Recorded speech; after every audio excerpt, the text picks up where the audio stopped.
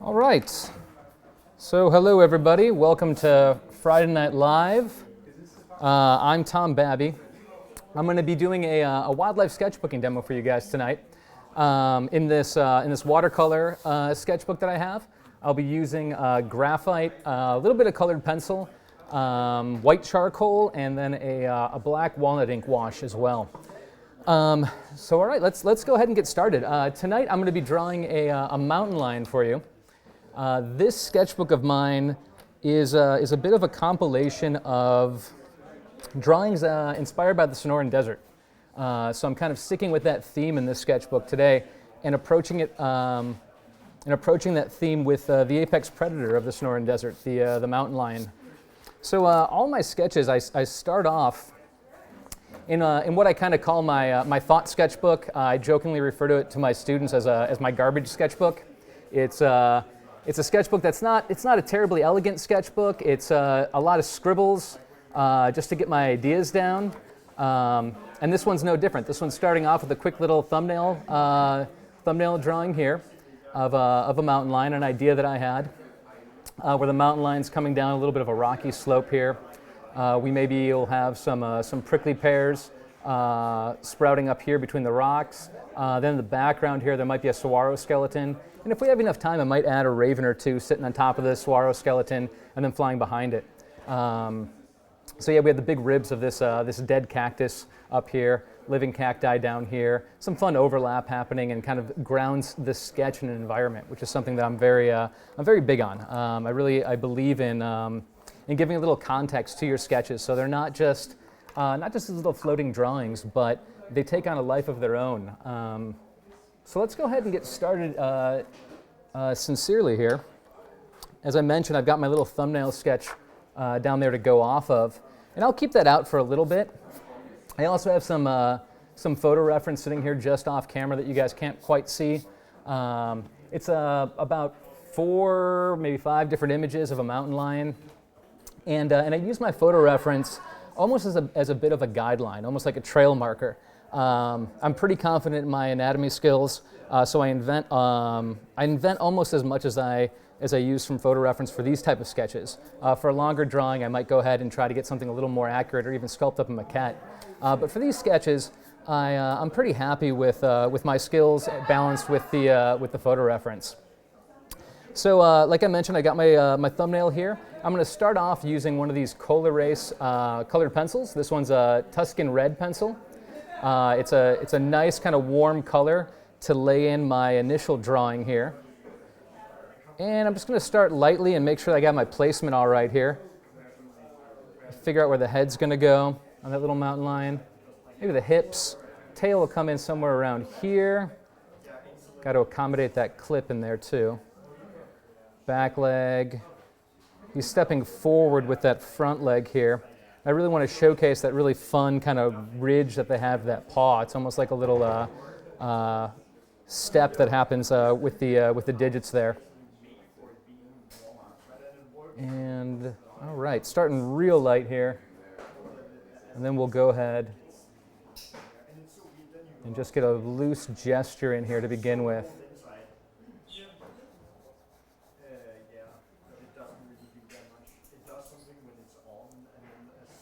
So again, if you guys are having trouble seeing what I'm drawing here, it's only because I'm going very lightly right now. While this is an erasable colored pencil, these Coal Erase pencils, if you press too hard on this kind of softer paper, they will kind of gouge into it, and it'll be tough to get it off of there. So until I'm very confident in my placement, I'm going to stay rather light. That shoulder blade up in here. And I do have a little monitor next to me with the chat going, so I'll try to answer questions as I go. But I am going to be working a lot, so if I don't get to your questions, I'm sorry. I apologize in advance. Go ahead and get that head in here. Just kind of ghosting those shapes in. We're going to have a fun kind of bend that limb, that forelimb, so we get that down low to the ground kind of stance that these predators are known for. Now mountain lions, they go by a ton of names here in the States. Mountain lions, pumas, cougars, swamp panthers. They go by all kinds of crazy things. But they're stalkers. There's a couple different types of predators out there. Not just divided up by species and families, but divided up by the way that they get their prey. And mountain lions get their prey by stalking. They're not runners like wolves are. Wolves are distance runners. They're marathon runners. These guys crouch down, they creep up on their prey, and surprise it. So with that in mind, I want to watch for those things that make this figure a mountain lion. I want to play those stalking features up, those limbs that can get low to the ground, that lack of a defined shelf of a chest there. In running species, they have these really defined, large chests. If you think of horses, if you look at a horse, or if you have a dog at home and you pat it on the chest, and you can feel that big, wide chest. Cats don't have that. They don't need that running momentum that something like a dog or a canid would need. You don't need to power those strides. So I'm going in here, and like I mentioned, I'm getting that forelimb in there, the rib cage, and then I'm going to go from the rib cage to the lumbar, which is the free sitting section of the lower back, where the spine's not connected to the rib cage, and it bridges it up to the hips. So there's a couple bony landmarks that you find on these big cats, whether it's a mountain lion, an African lion, or a tiger, jaguar, whatever. You're going to find a few different bony landmarks on these backs that they have. The first of which is going to be this kind of V-like process right here. It's going to be that really characteristic shoulder blade that kind of hunches up and pushes up as they move and walk. If you've ever been to the zoo and seen a big cat moving around in its enclosure, or watched a documentary, you know exactly what I'm talking about. Or even if you have a cat at home, you've seen those shoulder blades push up and down as they move. So we've got that V of the shoulder blade. We have the flat of the spine as it attaches to the rib cage here. And then we have a bit of an arch that happens just past that. And that arch, the lower back, the lumbar, is going to be a little bit of a C curve here, really subtle C curve, but a C curve nonetheless. And it's going to come back and terminate in this downward slanting, rather rigid plane of the hips, which is what we've got right back here. So we have shoulders to backbone, shoulders to the backbone that's attached to the rib cage here, lumbar, and then the hips at the back. I'm going to come right on down here from those hips. Probably push those hips a little further back. Lengthen that midsection just a little bit more. I'm pretty particular with proportions in these wildlife drawings because being off by just a fraction of an inch or anything can change the species up entirely. My students hear me say quite a bit that I want to be able to tell that you're drawing a tiger or a cheetah or a leopard without having to depend on stripes or spots. So paying close attention to those proportions is key.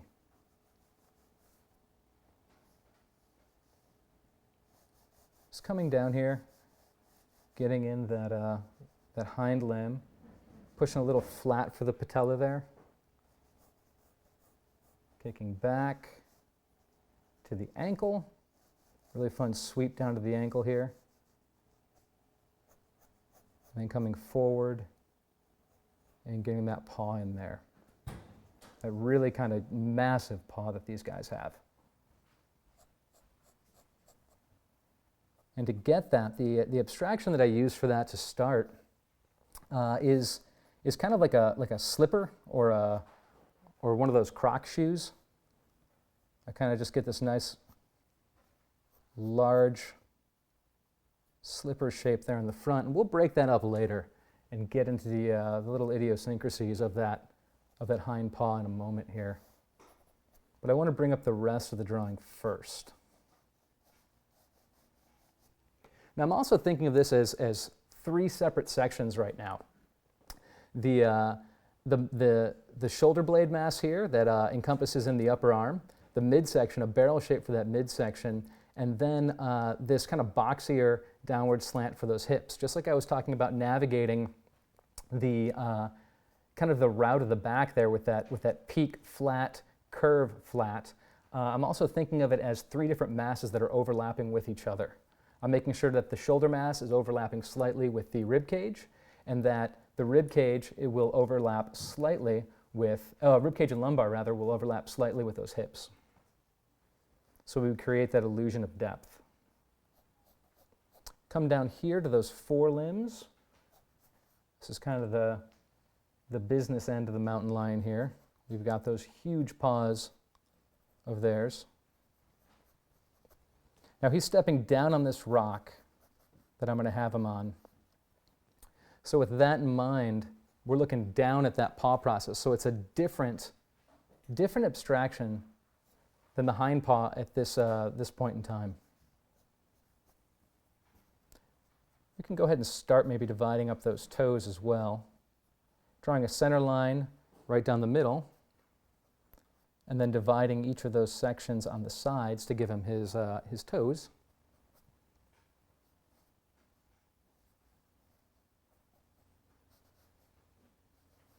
I'm going to get that kind of sagging skin that they have between those forelimbs there.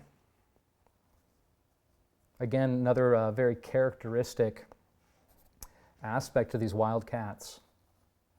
These animals kind of exist in a feast or famine world.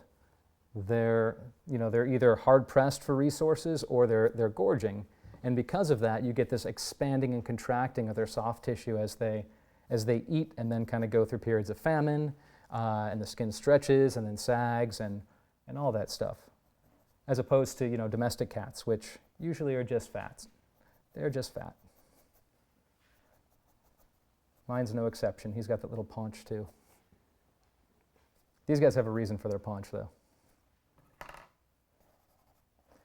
Starting to erase out some of those construction lines here as I move forward on this drawing. That front limb might be a little long, so I'm going to go ahead and reassess the placement of that paw.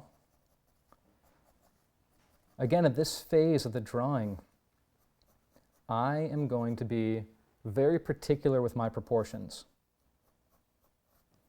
Those proportions are very important right now. I don't want to breeze through them. I want to make sure that I'm getting all of these measurements right, so this reads as a mountain lion rather than a spotless leopard or a stripeless tiger. I want to make sure that it's dependent, the species is dependent on getting those proportions correct.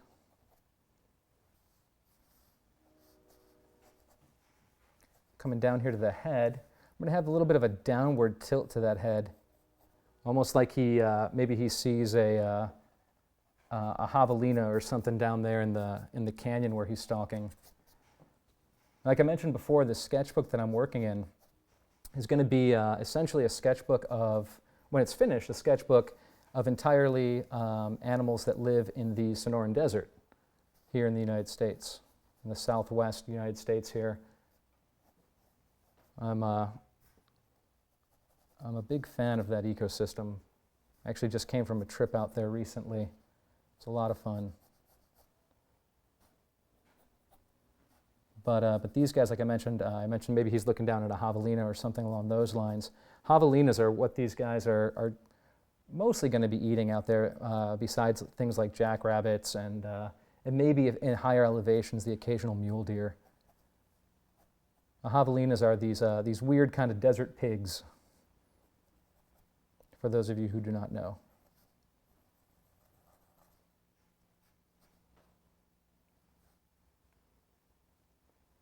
All right, so I have a question here that says, any comments regarding similarities or differences between animal and human anatomy would be interesting and welcome and of note. I'll try to give as much insight into that as I can. The tricky thing about that is, animal anatomy is all specific to the individual species, just as human anatomy is. You know, we, as artists trained in that Atelier method, we're so used to drawing Homo sapiens that we kind of impress those or imprint those anatomical nuances onto our animals at times. And it's a tricky road to navigate. But I can maybe go over some of the equivalent land masses and body mark areas on this guy as we move forward. So with that in mind, actually, let me give a kind of a quick breakdown of this this quadruped form here for you. We've got obviously, you know, we have the head here. Coming up, we've got the forelimb, and with that forelimb up in here, I'm actually going to go ahead and draw it in there. We've got the humerus, the upper arm, bones of the upper arm that's embedded right in there. The scapula is sitting right in here. Bones of the lower arm coming on down. The elbows back here. Wrist. This will be the equivalent of the hand. Going to the back leg, we've got the knee, which is right here. The equivalent of the ankle back here. Coming down, the equivalent of the foot. And these guys are walking on their toes, essentially. So mountain lions are what are called digitigrade animals. Digitigrade animals walk on their digits, digitigrade digits, as opposed to plantigrade animals, which is what we are. We're plantigrades. We walk with our heel and toe planted to the ground. So a couple other plantigrade species out there, you know, obviously monkeys and apes, bears, raccoons. All of those are plantigrades.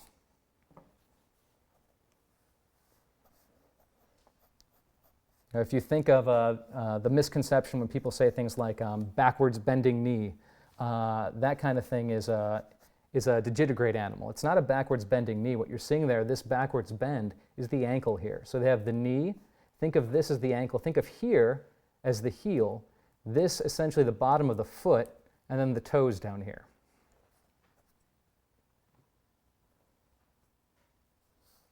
And yeah, you are correct. I just saw the comment here that said not a pig. Javelinas are peccaries, not pigs. And that's true. They are, which is why I said pig-like. They're pig-like creatures. It's the easiest way to kind of think of them. These bristly kind of pig-like creatures that live in the desert. Really, really cool little animals. They have these little kind of mohawks running down their backs. So this face, I'm dividing up this face into a series of forward-facing planes.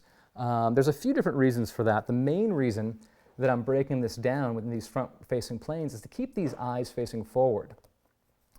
Without this forward-facing plane here, that brow ridge, that front to this little box that I have going on here, I run the risk of having those eyes slip to the side of the drawing. And when that happens, it goes from a predatory species to a prey species really quickly. And I'll lose that whole look of the mountain lion. Predators have forward-facing eyes to give them better depth perception as they're running another prey. Prey species, for the most part, have eyes that point out to the sides of their head to help them get a wider range of vision on incoming threats. It's that constant arms race that you find in nature, that back and forth. Getting in the nose here, just starting to get into some details right now in the face. And I am pressing a little bit harder with this pencil at this point in time. And the reason for that is I'm getting a little more confident with where my marks are going to be. And as I mentioned earlier, I'm going to be utilizing a walnut ink wash on this drawing. And when I do that, a lot of these lines are going to get swallowed up by that wash. And that's okay.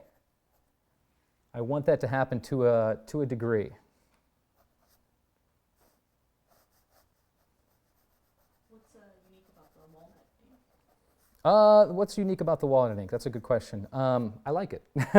That's really about all that there is to it. It's an ink made out of crushed walnut husks. It has a really great warm tone to it, or warm temperature to it. And I'm just a fan of the look. Graphite goes over it really nicely. Just getting that neighboring shoulder blade in here. as it thrusts up with the down step of that limb, or that far limb there. And we can come on back here. I'm going to start fleshing out those hind limbs a little bit more.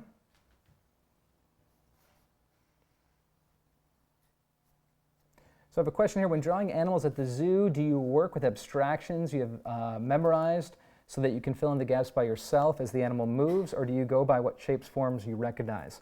That's a great question. A little bit of both. I'm moving pretty quickly at the zoo, obviously, because the animals are always not as cooperative as our human models here at the Atelier. But what I'll do is I'll utilize those memorized abstractions that I was just talking about and kind of get that form blocked in pretty quickly. And from there, it's very similar to drawing from life here at the Atelier when you're working from a live model, in the sense that I'm not going to chase the pose. You know, we kind of stress that here at the Atelier. Don't chase the pose. Don't keep changing everything that you put down because the model shifts or settles into a pose. And the same goes for wild species or animals when you're drawing them. Don't chase the pose. So I'll get that pose in there with those abstractions that I'm familiar with, and then I'll wait and I'll observe and I'll wait for the animal to maybe turn its head at the exact angle that I need it to turn at in order to get that portion of the drawing in there. Or if there's more than one animal in the enclosure of the same species, I won't think of myself as drawing that particular giraffe per se. I'll think of myself as drawing a giraffe with 3 pieces of reference in front of me to choose from. Bless you, whoever sneezed on the other side. Coming in here with the tail now. So hopefully that helped answer the question about life drawing at the zoo. It's an art in and of itself, life drawing from animals, because you do have to have a good amount of knowledge of their anatomy to be able to kind of keep up with their movements. But it's also, you know, a special discipline, like almost like plein air painting in that regard too, where you know, the sun and the lighting is always changing with plein air painting, but you have to kind of stick to it. You have to say, here's what I've got going, and I'm not gonna waver from that. Wildlife drawing is very similar to that. All right, getting happier with what I'm seeing here. I want to get more of that loose skin on that leg coming back there.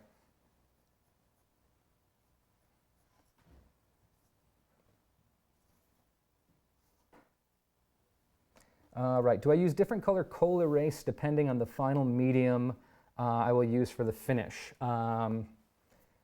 Yes, I will do that. For this sketchbook, I'm sticking with this Tuscan Red pencil. It gives a really kind of nice,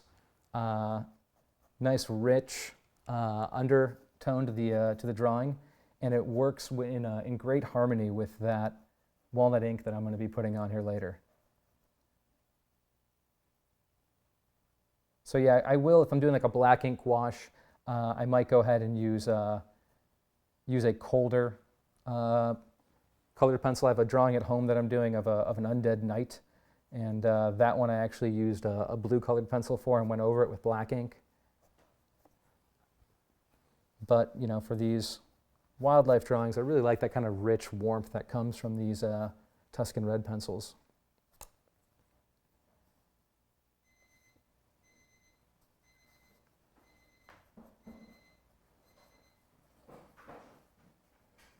So we do have a life drawing workshop going on the other side of the room, so if you guys hear, you know, chatting and banter and all that, and I go a little quiet during the breaks, that's why. Getting that front paw in there. A couple little indications for those retractable claws that those big cats are known for.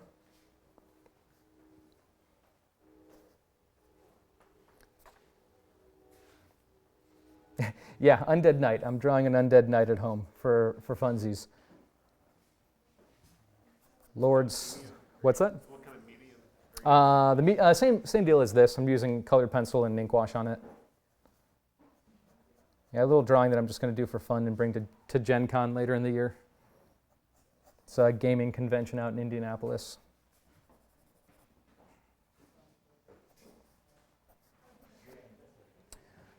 So I'm getting happier with what I'm seeing here. And I'm going to start maybe with that ink wash now, moving it pretty quick. I'll get that far leg in fast, and then I'll get the that vegetation that I had planned. Again, you can kind of see here, like I was mentioning before, that little thumbnail sketch. I'm going to have a couple prickly pears coming up and a saguaro cactus skeleton here. It's just the rotted out kind of more tough parts of the cacti that are left over when they die. And I'll have that skeleton coming up there at that point. Once again, just to kind of ground the drawing. Gives it some narrative at that point in time, which is always a little fun. I'm going to come in here, get those eyes in there quick. And again, those eyes might be swallowed up and lost entirely. Once I come in here with my ink wash, we'll find out. For the most part, I can still see some details once I get that ink wash on, but a lot of these marks do get kind of drowned out. This is almost like like a practice run before a marathon almost, you know, like you're just getting a feel for the course and plotting it out appropriately before committing to it. So you can see here, like I mentioned before, I'm kind of boxing off these areas on that head. I had that boxier plane to the front, and now I'm going to go in and get those kind of characteristic fat pads on each side of the face here that you see on cats. I'm adding them on top of that boxy form. I'm not getting that roundness in there right away. If I go in there right away with that roundness, the issue I'm going to run into is I can get those too round, and they'll end up looking a little cartoony and contrived. And I don't want to end up with a Hello Kitty mountain lion here. So I'm getting that square front plane in there first, and then wrapping those fat pads around that front plane to give it some structure. This back and forth between these gestural curves and these more chiseled, structured areas. Have that little soft tissue chin of theirs coming out. No, I will work on the left-hand pages of sketchbooks as well. So I have a question here that says, for sketchbooks, do you work only on the right-hand pages, or do you work on the left-hand pages too? I'll work on left and right-hand pages. I don't have the other side of this page completed yet, so I will fill in that left-hand page later after I get the opposite side done. I don't want to have to worry about it buckling as I move forward with it, but I'll probably do some more mountain lion details on the left-hand side of this page. Maybe some skull studies, skeletal studies, muscular studies, something along those lines. So we get this nice kind of theme going on both sides here. I see a little bit of that neighboring paw poking up maybe. You see how that's going to look. Yeah, that'd be kind of fun. We'll get a little peek of that neighboring paw.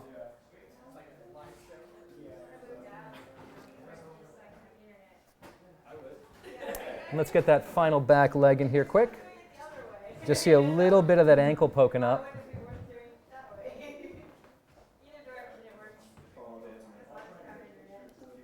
And we'll come right on through here and draw that far foot in there. Again, sticking with that kind of crazy slipper abstraction for the back feet first, and then breaking it down and getting into the individual digits after. So we have that little kind of croc shoe going on. And then we're going to come in here and add on the toes after that. Starting generic and getting more specific as we go.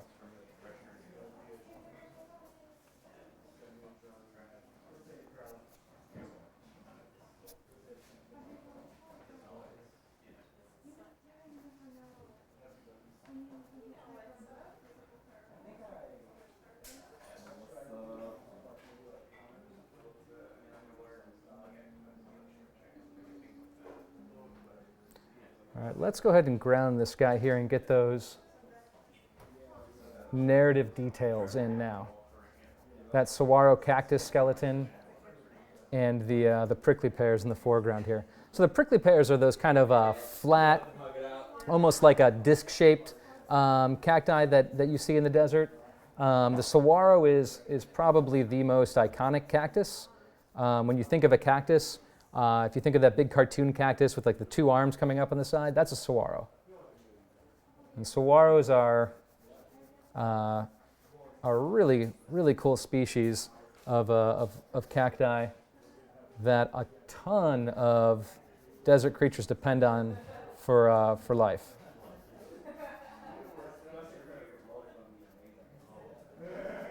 From Gila woodpeckers to cactus wrens to elf owls to everything in between. These saguaro cactuses are kind of a cornerstone of life in the Sonoran Desert.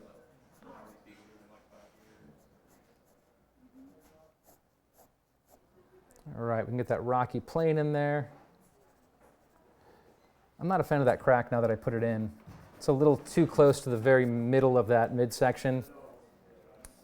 I'm going to go ahead and weigh it over to maybe one side, or even get rid of it entirely. Now I'll weigh it closer to these back feet. Having it right in the middle just, it's too much of a split right down the middle of the page.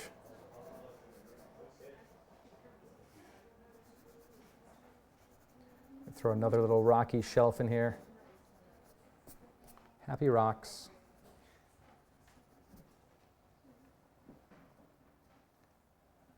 In sketches, how do I handle shading the fur? Do I do flat shading? I don't worry about the rendering of the fur until later. I'm going to go ahead and think of this as a solid form, and I'll show you how I handle that fur when we get to it.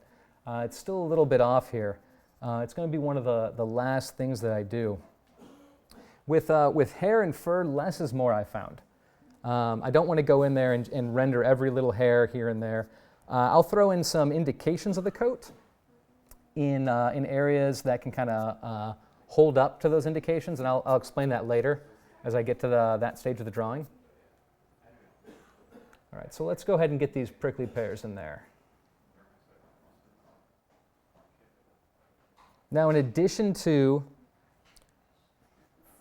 adding a bit of narrative to this pose, there's another very important thing that this vegetation is going to do. It's going to do two other things. It's going to add a bit of a narrative, right? Like you get this guy in an environment, but along with that, it tells you which environment that this is. There's only one place that you're going to find prickly pears and saguaro cacti, and that's the Sonoran Desert. This animal, the mountain lion, lives all over the United States, all over. From the Sonoran Desert to the Rocky Mountains to the swamps of Florida. It's a very widespread species, or used to be rather, unfortunately, not as common as it used to be. But this vegetation will say, yeah, this is a Sonoran mountain lion. Also, the other great thing that this is going to do, this vegetation, it's going to anchor this creature in a three-dimensional space. By adding these prickly pears, I now have overlap happening with this ankle, which now adds the illusion of depth. When you're working on a two-dimensional surface, your most difficult job is going to be selling the viewer on this two-dimensional drawing as a three-dimensional object. And one of the easiest ways to convince them that this is indeed a three-dimensional object on this piece of paper is with overlapping. All of a sudden, these cactus fronds are now in front of that mountain lion's foot.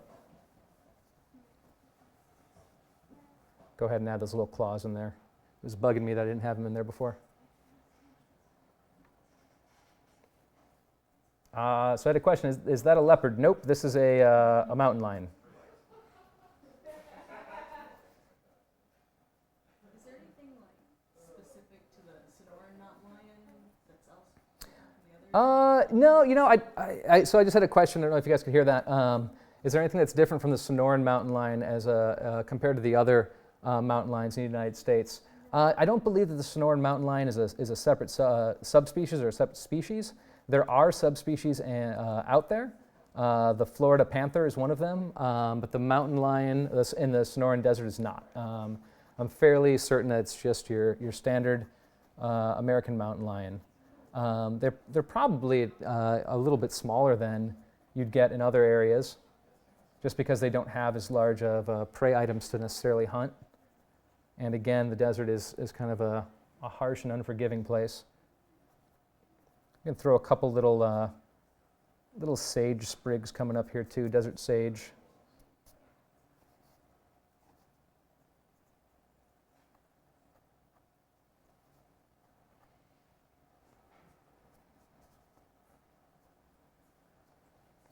Without putting color on it, what are the signs that make it a mountain lion? So without putting color on this, so I just had another question here at the Atelier. I don't know if you guys could hear that one. It was without utilizing color or patterns or anything like that. What are the signs that this is a mountain lion? It's a great question. There's a couple things that we've got. We have a small head compared to other big cats. Much more truncated head, so it's a shorter head. We don't have as much soft tissue around the mouth here as you'd find on other big cats. If you guys look at a lion or a tiger or something along those lines, or even a leopard, they have a lot of soft tissue that kind of hangs at the front of the mouth. Mountain lions aren't like that. Their faces are a lot more akin to cheetahs or even a house cat, where it kind of wraps around that tooth cylinder. It doesn't. The skin wraps around that tooth cylinder. It doesn't hang kind of heavy from it. So smaller head, less soft tissue around the mouth, thick tail, long thick tail. Those are all kind of trademarks of the mountain lion. And again, that kind of big paunch that they have too. They're not so heavy built as, say, a jaguar is, which is the only other big cat that you're going to find that shares territory with these guys are the jaguars. It's kind of a fun little success story with the Sonoran Desert. There's actually 2 jaguars that have been spotted in the Saguaro National Park in the Sonoran Desert here in the United States, which is great, which is huge, because they used to live there a long time ago, and they're starting to come back. I'm kind of a wildlife and conservation nerd, in case you guys couldn't tell. So that stuff makes me excited. What's up, Brian? We got Brian Knoxley here. Yeah. Other Watts instructor. Yeah. You get the little sagging skin between the forelimbs, and let's go ahead and get that saguaro skeleton in there finally. I know I've said that like 4 times. We're going to go ahead and get that saguaro skeleton in there. Now we really are. Let's see. We can have it coming up here behind the prickly pear. So I got a good question here. Is there a particular way that you study animal anatomy or a specific source that you have found to be more helpful than others? Books, life drawing, etc. The answer to that is all of the above. Books, life drawing, and studying taxidermy specimens, all of that is incredibly helpful. With books, it's tricky because there's a lot of books on animal anatomy out there, but a lot of them are really dry and kind of difficult to navigate in a 3-dimensional sense. The Goldfinger's Anatomy book is kind of what everybody goes to for animal anatomy, and they should, because it's a wonderful roadmap to animal anatomy, and it's extremely specific and extremely accurate. The problem with the Goldfinger's Anatomy book, though, is that it's very flattened. It's very one-dimensional. It's almost like paper cutouts. It doesn't give you volume and mass to the musculature. So what I found that helps a lot is cross-referencing that with anatomy maquettes or with life drawing or other artists who handle musculature really well in a 3-dimensional sense. So utilizing the Goldfinger Anatomy book with, say, Terrell Whitlatch's books. Terrell Whitlatch is a concept artist, just a wonderful concept artist and creature artist and wildlife artist, just does these gorgeous pieces of work with this wonderful 3-dimensional feel to her pieces. And cross-referencing the Goldfinger stuff with her stuff, for instance, to study animal anatomy, and then utilizing that from life, going to zoos, going out for hikes and drawing things like birds, ducks at a pond, even stuff like that. It all helps. But yeah, the other thing I can kind of give you some insight into is structure with studying animal anatomy. It's a tricky thing because when you say, how do you study animal anatomy? A lot of people think that it's like, one discipline, just like studying human anatomy is, and that's not the case. Human anatomy, you're studying one species. When you say animal anatomy, the question becomes, well, where does that species cutoff end? There's thousands of animal species out there, and it's kind of a crazy question to say, how do you study animal anatomy when there's that many species out there? Quadruped anatomy is probably an easier way for me to break that question up. The way to study quadruped anatomy, I'd say, I'd recommend starting with running species, species that depend on running to survive. When I teach anatomy here, I usually start with horse anatomy to introduce my students to the abstractions of the quadruped form, because they do have a very clear shoulder mass, a very clear midsection, very clear hips. It's just very easy to map out running species because of that very steep chest that they have to power their running strides. So I usually start with horses, and then I move into predatory running species that have a surprisingly similar build construction-wise to horses. Things like wolves. Wolves are a great thing to branch off from horses after. You wouldn't think it, Like, why would I study wolves if I've been studying horses? Because they're both built for the same purpose. They're both built for running, just for different types of running. Horses are sprinters, as opposed to wolves, which are more of a marathon runner. But they both survive by running, as opposed to the big cats, which I always introduce my students to last because they're such a nightmare to handle with all that soft tissue around their head that I was talking about before, with the fact that they really don't have a clearly defined chest or pectoral region, crazy flexible lumbar. They can go into just insane poses. So yeah, I usually hold off on the big cats for a while. Running species, start with those. Hopefully that helped answer your question. All right. Maybe we can do a couple little tufts of desert grass here, and then move on to our ink wash.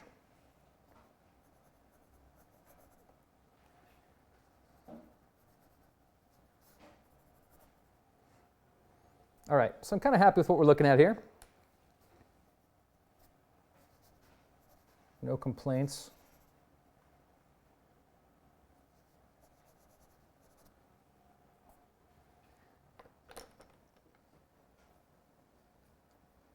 Yeah, so somebody mentioned Weatherly's books. Yeah, Joe Weatherly has an awesome series of books out there on animal drawing. Really great for constructive anatomy. To understand those construction forms. I highly recommend picking up Joe's book if you have a chance. It's fantastic. I think it's, I'm trying to remember the title of it. I think it's something extremely straightforward like Animal Drawing with Joe Weatherly. I apologize, Joe, for not remembering the title. All right, so we're going to go ahead and start our ink wash here. And actually, let me show you what I'm using for that ink wash. I'm going to put the lid back on this ink jar while I show you so I don't spill it all over my sketchbook.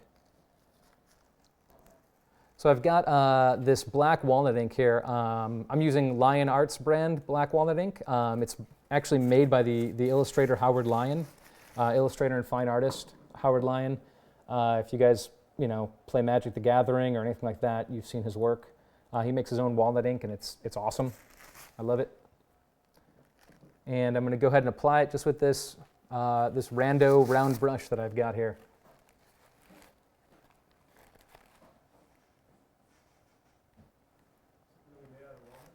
It is really made out of walnuts, Brian. It is. Yeah, crushed walnut husks, fermented crushed walnut husks. Yeah. So I'm going to come in here, and I'm going to apply this pretty carefully because I don't want to go outside these lines too much that I've laid down. Some areas I am going to want to have a bit of a a crazy break the form kind of wash going on, mostly down there in the rocks. But up here at the top, I'm going to stay fairly conservative with the way I'm laying this in. And I'm sure some of you out there are like gasping right now because I'm losing a lot of this drawing and you're like, oh no, what's he going to do? But again, like I mentioned, I did that drawing to lose a lot of it. You lay it down to get your game plan going, and some of that drawing will still be visible. You guys might not be able to see it. I'll still be able to pick up some of it as this walnut ink dries.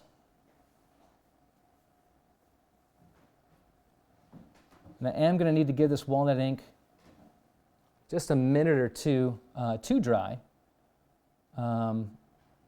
So if you guys have any questions or anything, I can kind of address those while this walnut ink is drying after I apply it here.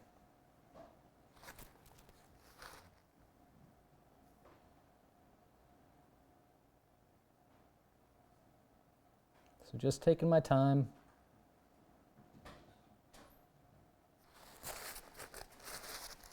I'll go ahead and blot some of this up because I don't want it quite that dark. The nice stuff about this ink too is that it's soluble with itself. So if you get these little edge marks here that start to dry, I can just come back in with the walnut ink and work right over it, and it'll blend up pretty nicely together.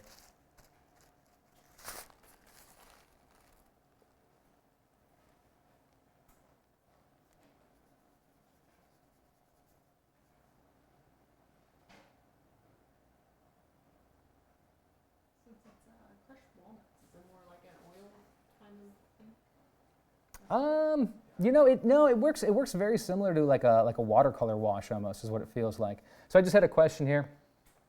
Again, you guys might not be able to hear him because you know the students that are watching aren't mic'd up. But the question was, is this kind of like an oil based ink? And no, it actually works more like a watercolor. Have you used it with watercolor? I haven't. No, I have not used this with watercolor.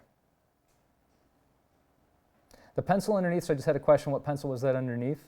That was a Col-Erase Tuscan Red pencil, which is an erasable colored pencil, to give kind of a nice warm color that works with this, this warm walnut wash that I'm laying down. And then I'm going to be going over this walnut wash with graphite. And then going over that graphite with white charcoal for my highlights. End of sentence.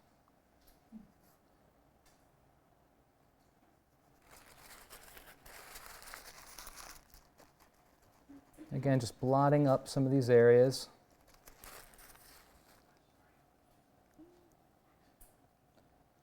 And building up a little value. I'm not going to build up too much value with the walnut wash. I'm going to utilize mostly my graphite to get the value going on this. But I will maybe build up a little bit here and there. And again, it's nice because it can reactivate itself, this ink, and it can also be built on top of itself and get darker if you're careful with the way that you lay it on.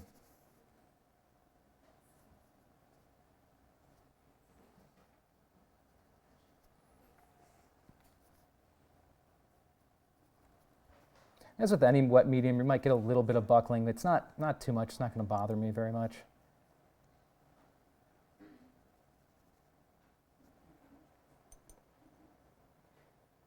Please explain why my ink lay-in is so dark. Well, I'm going to go full value on this. And it's really, once I get it only looks dark because it's the darkest value on the page right now. The final values on this are actually going to get fairly darker than what you see right now. When I come in there with the graphite, my true darks are going to get much darker than this wash is. This is kind of maybe a little bit on the darker side of a middle value, but a middle value nonetheless. Got to remember that those values may seem dark right now until I go ahead and introduce my shadow scheme, my shadow patterns later.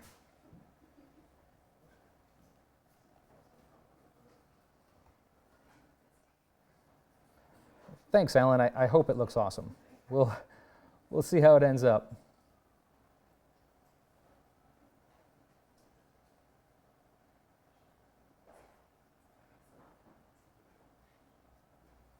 All right, I'm nearing the end of the wash here as I get towards the tail and the cacti. So if you guys have some questions you want to ask, start thinking of them now, because we are going to take a minute or two to let this wash set up before I go in there with the graphite.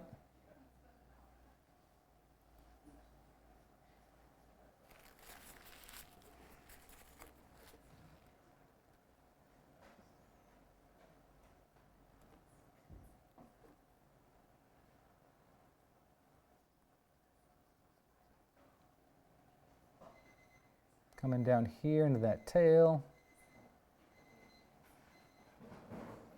Loading up some more ink.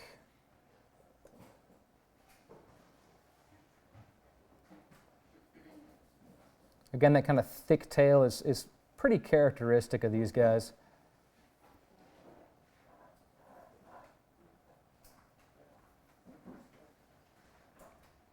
Tail's a little thicker than you'd see in other big cats. And not as thick in yet others. You have the snow leopard that has this just ridiculously long tail that's about the length of its body, if not a little bit longer. And the snow leopard has this kind of crazy giant, almost club at the end of its tail to help it balance. So compared to those guys, these mountain lions have fairly thin tails comparatively to the snow leopards, that is. Johnny, yes, this is a puma. Yeah, puma, mountain lion, cougar, whatever you'd like to call it by any of those common names. Yep, all the same thing.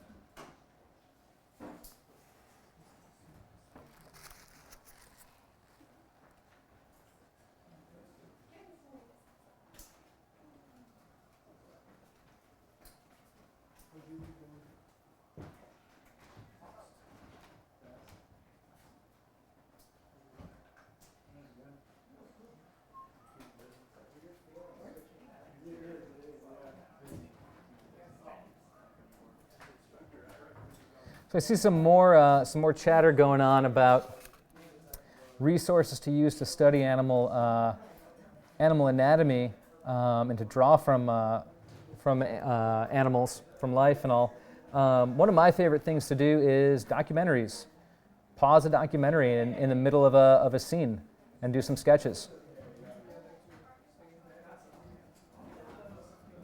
As soothing and wonderful as David Attenborough's voice is, sometimes I have to hit pause and do a quick little sketch.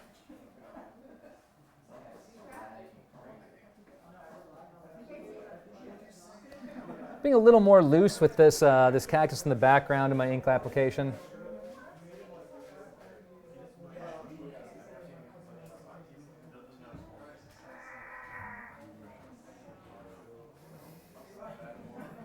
I don't know what that was.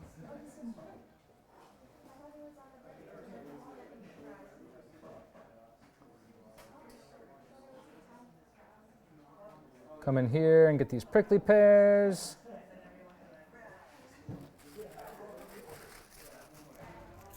I don't know if you guys can see it, but I can still see some of that line work underneath.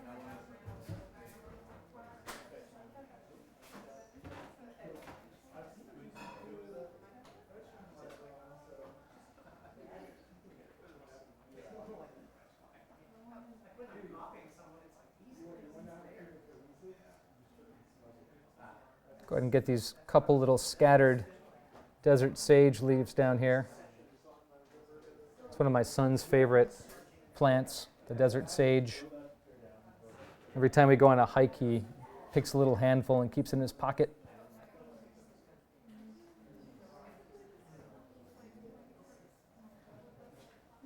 So I'd feel like a terrible father if I didn't include that desert sage in there somewhere.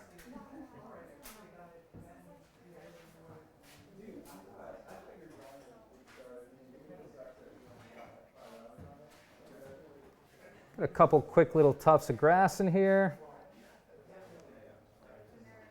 Then I'll do a fast little application of that ink for the rock, and we can have some chat time while this dries.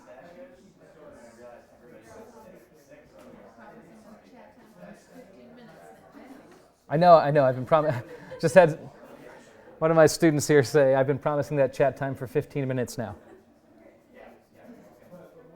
That's true, I have been. We'll get there, I promise.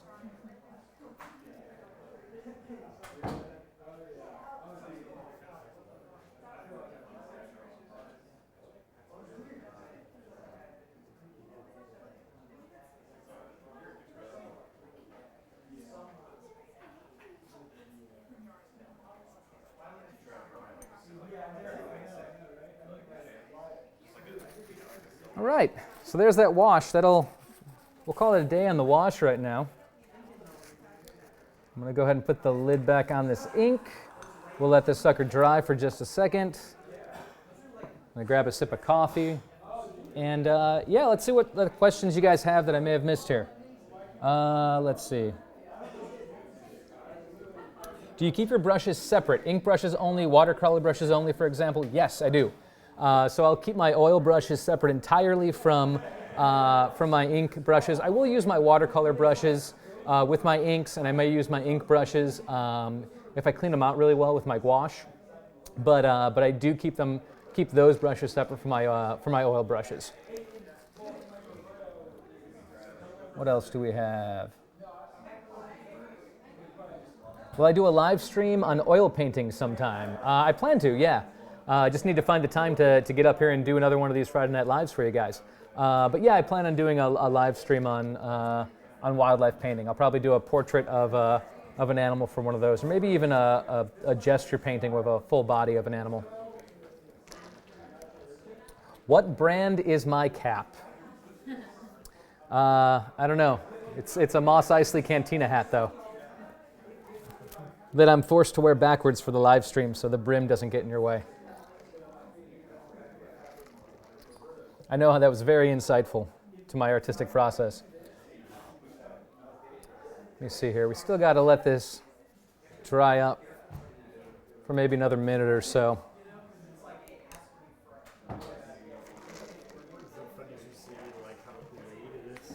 Yeah.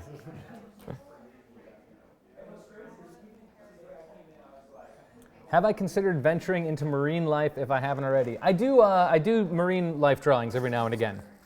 I love the oceans, love marine life. I actually have a piece that I've been meaning to start. I had the thumbnails done for it of the vaquita porpoise, which is a small species of porpoise that lives down in Baja, California, in a little bay down there. That's down to individuals at this point in time. I think we're 12 at the last count that they did of this vaquita porpoise.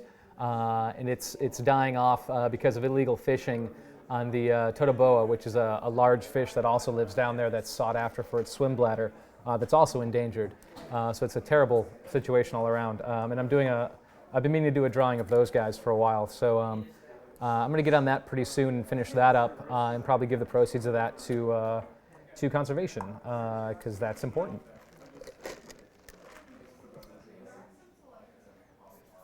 All right, we should be, let me see here. We should be good to hop in here with our graphite now. So for the graphite, let me kind of show you what we're going to be using for the next couple stages of this drawing. We've got the Palomino Blackwing pearl, which is what I'll be using for my primary pencil for this. And after we get the form working, after we get our darks in there, and we get the drawing working without highlights, I'm going to go ahead and move into my charcoal white pencil. It's just a General's brand charcoal white pencil, and apply the highlights with that. All right, so let's get going here with our graphite. So first,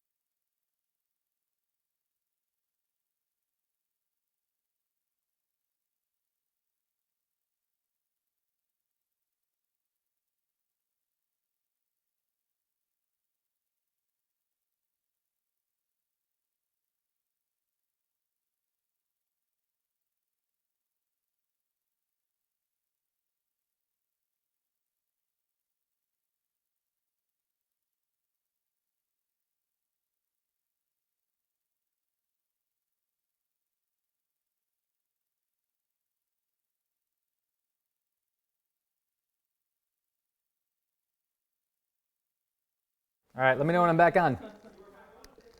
Oh, sweet, I'm back on. Hi, everybody. Thanks for bearing with us there.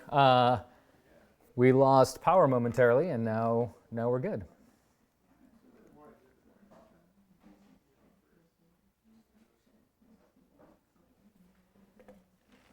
All right. And let's see where I'm at here and get resituated quick. So like I mentioned, that wash is done. It's dry now. We can go back in with our graphite. And like I mentioned earlier, I'm going to be using these Palomino Blackwing Pearl pencils to bring up my drawing. And then this General's charcoal to bring out the highlights. Now, I'm going to be inventing my light source a little bit here. I do have two pieces of, or a few pieces rather. I have about 4 or 5 pieces of photo reference here that I'm working from. 2 pieces that have fairly good lighting on them. But even then, it's fairly diffused because of the outdoor lighting that these pieces were shot in.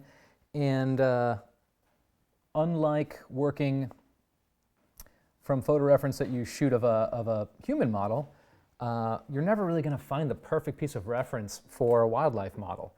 It just isn't going to happen. There's always going to be something that doesn't sync up, that doesn't sit right with you, doesn't go by your plan. So you have to have a little bit of knowledge, a little bit of a game plan, and know how you're going to handle those ambiguous parts. So the lighting, I'm probably going to go ahead and end up doing with a 3/4 from above lighting scenario, where the light source is coming from somewhere over here, down on the big cat. And I'm going to invent some of that shadow pattern and pump it up a little bit from what we see in our photo reference.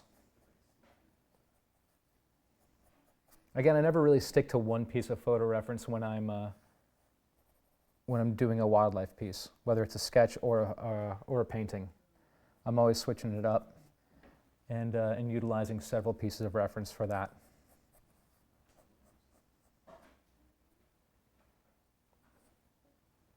Yeah, I am treating, so I had a question here from Patrick. Are you treating the walnut wash as a local value? Yep, I'm treating it as a local value. I'm coming in here with the pencil, and I'm using the pencil to delineate some marks and add some linear delineation to the form, and also value as I go. So I'm going in, I'm essentially reaffirming some of those lost marks. Move your head back just a tiny bit. Yeah. Is that good? Yeah, perfect. Cool. I just had a request to move my big head back a little bit so you guys can see what I'm drawing. Sorry. But like I mentioned, I'm using this pencil to reaffirm that drawing that was lost when I went in with the walnut wash, and redefine that as well as add value.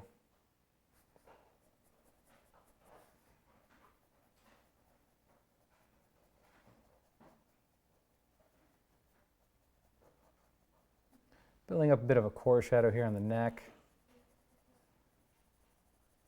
Linking it up to a bit of a really subtle cast shadow coming off of that shoulder blade. Just designing out my darker shapes right now.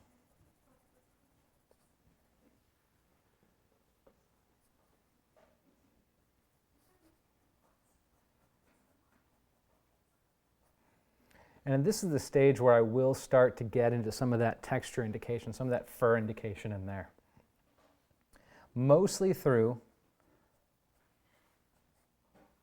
subtle manipulation of these darker values that I'm laying down. This little bit of hatching is going to read as fur, later stages of the drawing as we move on. And even more importantly, when I get to my white highlights, those highlights, the way that I apply them, are really going to help this read as a fur pelt that's covering this guy.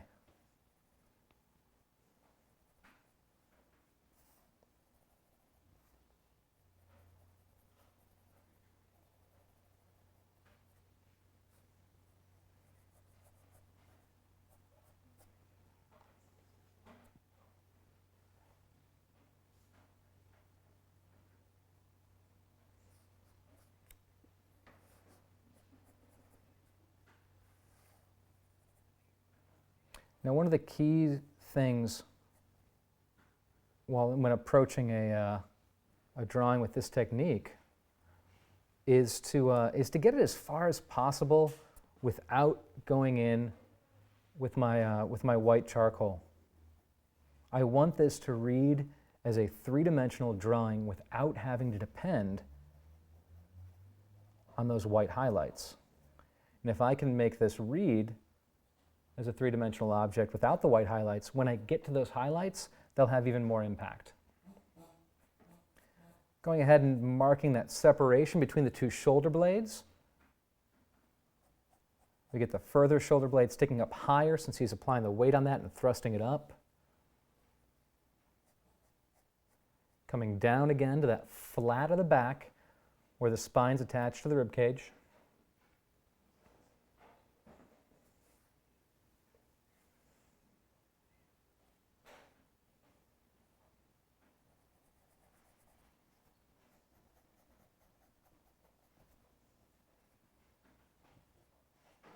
Yeah, we have somebody here who just said, Kitty looks hungry, and yeah, these guys are always hungry. It's again, the life in the wild is rough. Feast or famine almost at all times. Coming up here to the ear. Ears are a little more rounded than you'd find in a canid. If this were a wolf or coyote, it'd be a little more pointed. Big cats, for the most part, have a little more roundness to those ears. I'll bulk up that neck just a little bit. There we go.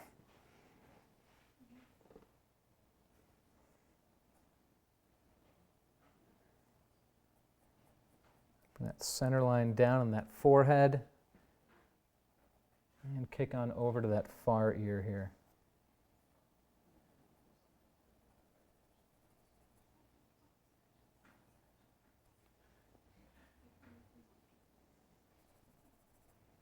Get that dark mass of the inner ear.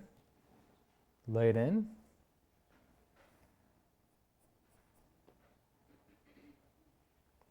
I'm going to go a little bit larger with this ear. The head overall is looking just a tad bit big to me. And there's a couple ways to mitigate that and shrink it down again. One of which is going to be to enlarge certain features and shrink other features. So I'm going to enlarge these ears and shrink down those eyes just a little bit moving forward to get that head size to be just a hair smaller. Like I mentioned early on in this live stream, it's very important. It's very important to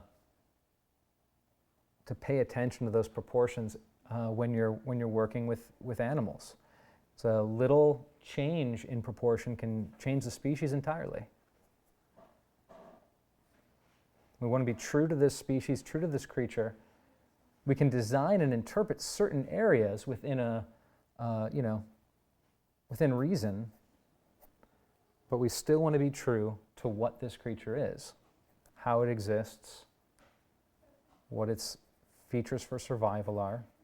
And if you know those things, if you know about the biology behind the animals that you're drawing, if you know how they survive, if you know what their adaptations are, you're going to be less likely to overlook those adaptations. You're going to be less likely to forget those specific items that make this a mountain lion or that make another creature that particular creature. The example I always use in class is if you know that polar bears primarily hunt by diving down seal breathing holes to grab those seals, you're going to notice that they have a smaller head than say grizzly bears have. They have a more torpedo-shaped head, a narrower head, a neck that tapers into that head to assist them in that specific goal. So if you're looking to get into wildlife art or even creature design and concepting, I can't recommend enough to fall in love with studying these animals, to fall in love with the biology behind these creatures. Learn the why behind the what.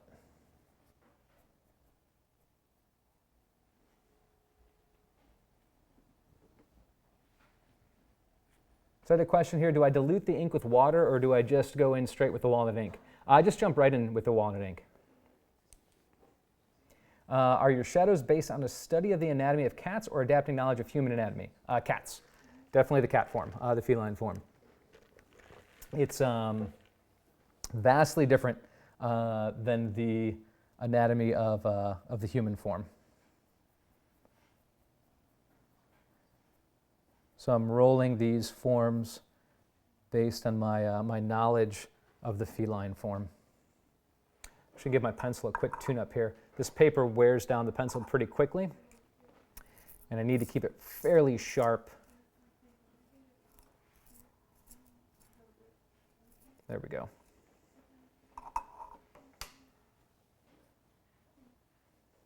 Yeah, if you're really looking to get into wildlife drawing, if you're really looking to get into animal art, you've got to take the dive and study the individual animals that you want to draw, and acknowledge the fact that it may be a little more difficult than maybe portraiture or something similar to that, because you don't have just one species. If you're a wildlife artist, you can't just say, I only paint the pileated woodpecker. Like, that's not the way it works. People want to see all different kinds of animals, so you have to dedicate yourself to understanding the forms of all these different species.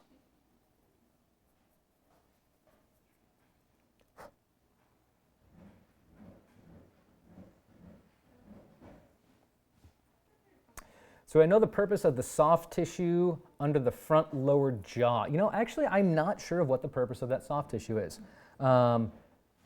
But it is a very distinct feature on big cats. Not all big cats. The mountain lion that we're drawing right now doesn't necessarily have a very defined chin going on, but other big cats, such as the lion, the African lion, and most tiger species, have a very pronounced chin, and that's all soft tissue, as Gail there mentioned. It's not bone. It's not a bony chin like we have. It's all soft tissue on those big cats. If you think of a great example of that soft tissue is if you think of those Disney movies like Jungle Book. The Shere Khan design in Jungle Book really shows off that big soft tissue chin quite well. And I'm actually not sure what the purpose of that is. I know the soft tissue around the mouth on a lot of the larger big cat species is to help with suffocation of their prey. But the soft tissue of the chin, I do not know. I'm going to have to look that up. It's something I'm kind of curious about myself. I mentioned wanting you guys to understand that it's important to fall down those rabbit holes and learn about animals, and I will actually really go look that up when I get home, because it is important. It's important to know these things. Let yourself be curious about the natural world.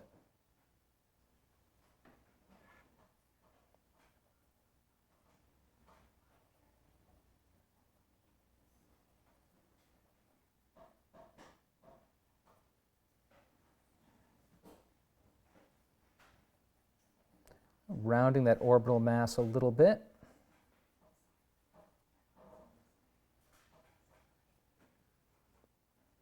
I'm also being mindful at this stage and thinking about where my highlights are going to go, because I can't quite apply the highlight as nicely over this graphite as I can on top of the wash. So I'm making sure to kind of dance around the areas where I'm going to have those highlights occurring.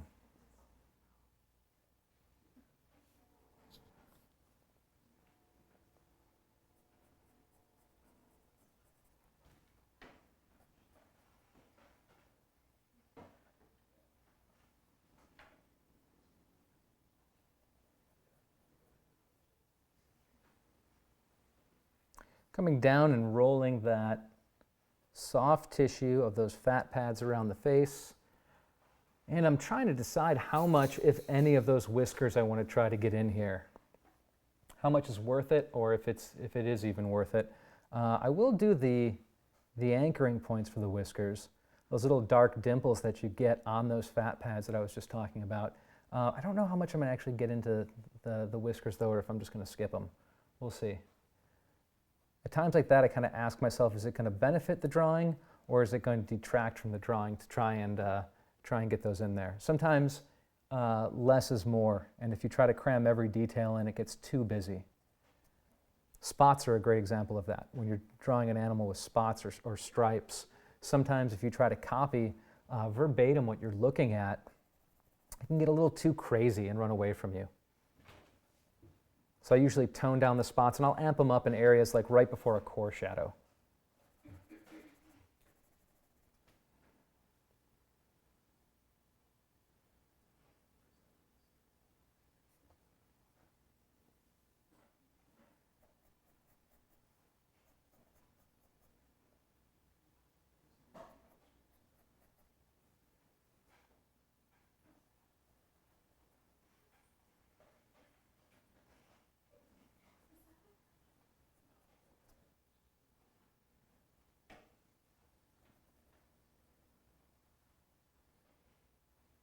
See that we're all still talking about the soft tissue on the chins of big cats. I'm glad that spurred a big conversation here.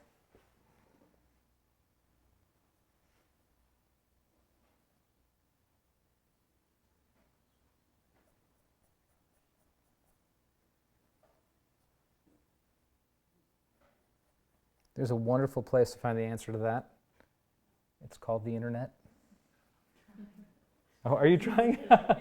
I actually have Lena back here. She's a student of mine. She's looking at her phone right now to try and find the purpose of the soft tissue.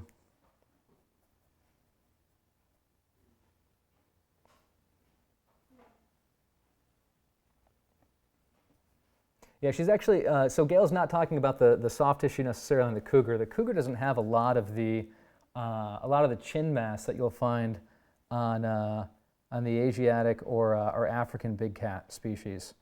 If you look at a lion, you'll see what she's talking about with that.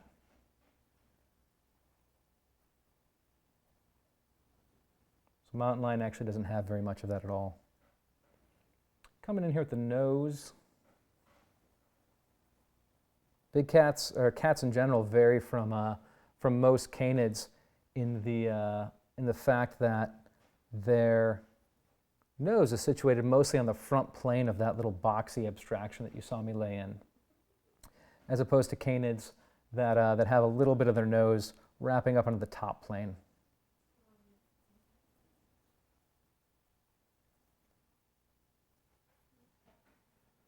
And I am getting in here to do a couple little finesse detail work on that face, so if I block your view, I apologize in advance.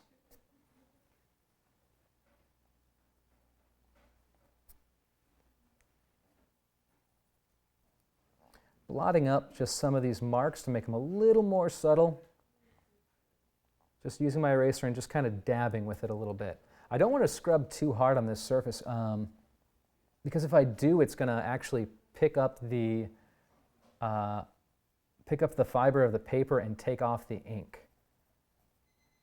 And I don't actually want to erase out entirely from some of these areas. I just want to lighten some spots.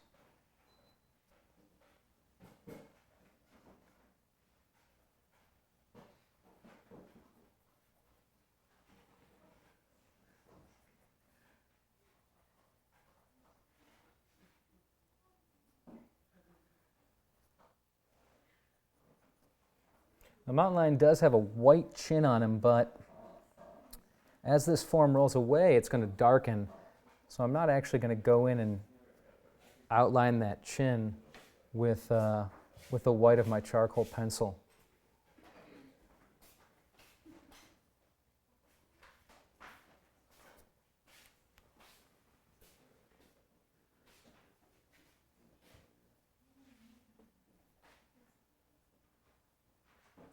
Stuck using the big eraser that I have here and the eraser on my Blackwing pencil. I forgot my little mechanical eraser at home, but this will work. This will get the job done. Jumping across here to the far eye.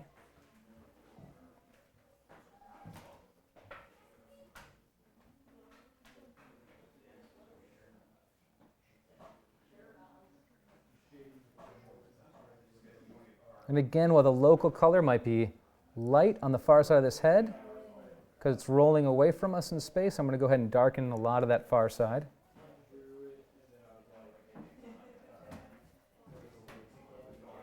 And these shapes are still going to evolve and change more as I go in and lay in my highlights. After I lay in my highlights, I'm going to come back and sculpt these darker shapes around those highlights as well.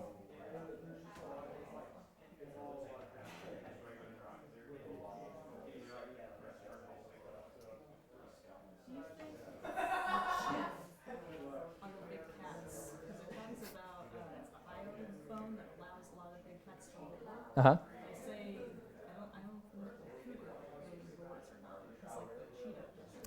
Yeah, I don't know if the chin really is going to affect the roaring though. We're still discussing the chin over here at the Atelier. Maybe. Yeah, I don't know. I'd be wary to make a call without looking it up.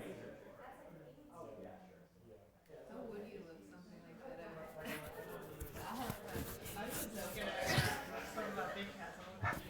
So I have a question here that since this is a themed sketchbook, what would you do if I completely wrecked an entry? That's a good question, and the answer to that is try not to completely wreck an entry. Take your time. Be confident in your skills. And if you're not confident, slow down.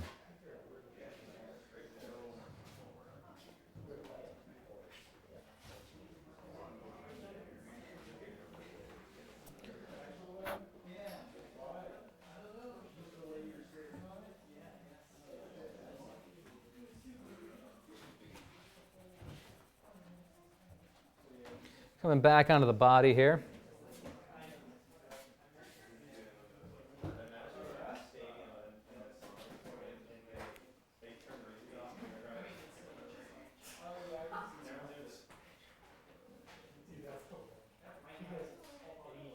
Moving back up to that shoulder blade. Fun little scapula and the delts up here.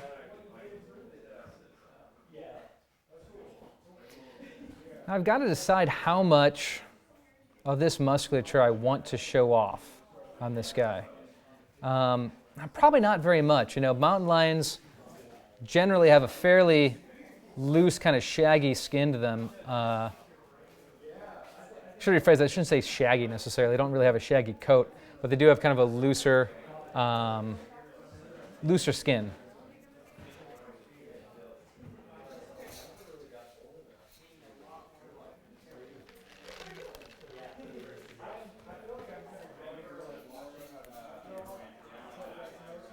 Do want to get a little sliver of light hitting the far side of this face. There we go. Just on that cheekbone here. And then maybe a little bit on that orbital mass.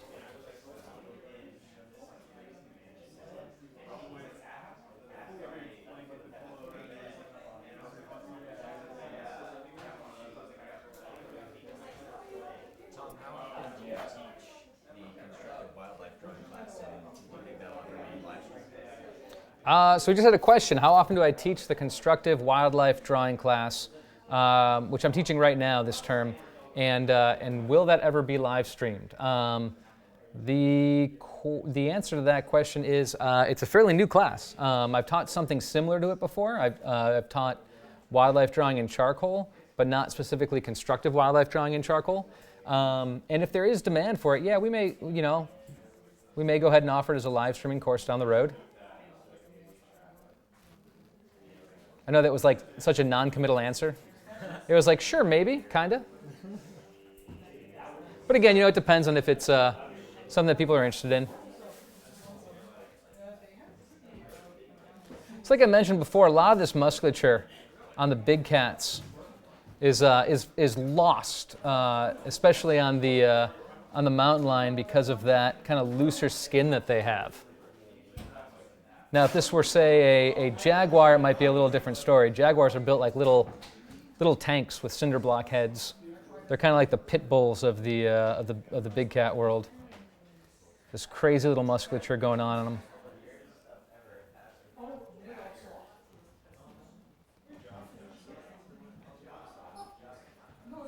If you can see here, we don't have a big step chest like I was mentioning before, like you'd find on a dog or a wolf.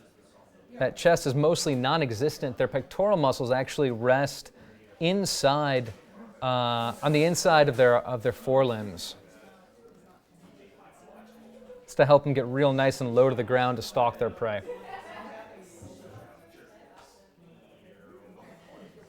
Like I mentioned earlier, knowing that is going to make sure that you don't overlook that in your drawings.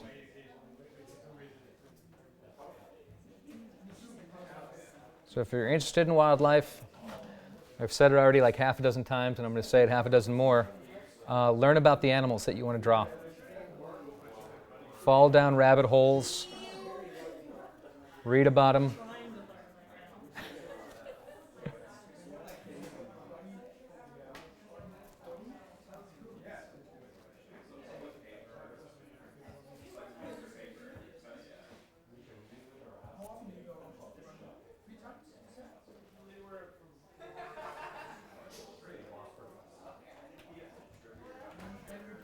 This earmark is getting a little too strong there. I'm going to depend on the highlights to make that pop rather than the darks.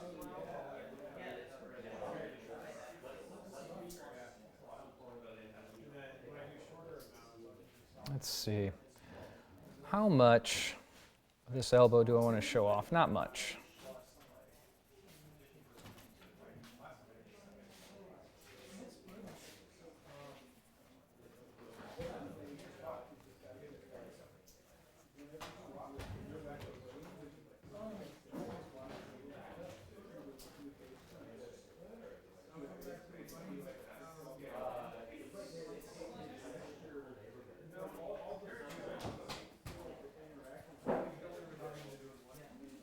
I'm going to come down to this paw here, and I'm going to start playing up the fun planes that are happening on the feline paw here.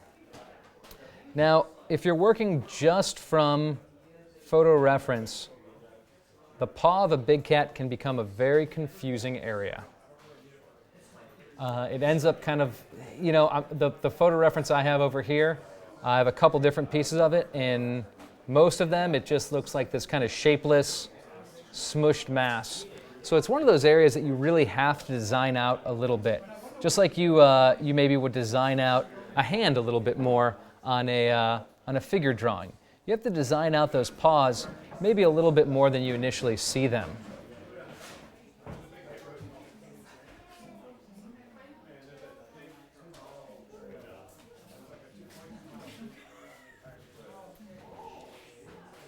Oh, you're welcome. Thanks for joining us. And again, you know, for those of you guys who are staying up like crazy late overseas or anything like that, this will be on our YouTube station later in its entirety. So you can always come back and watch the finish if you can't stay for the rest of the live stream right now.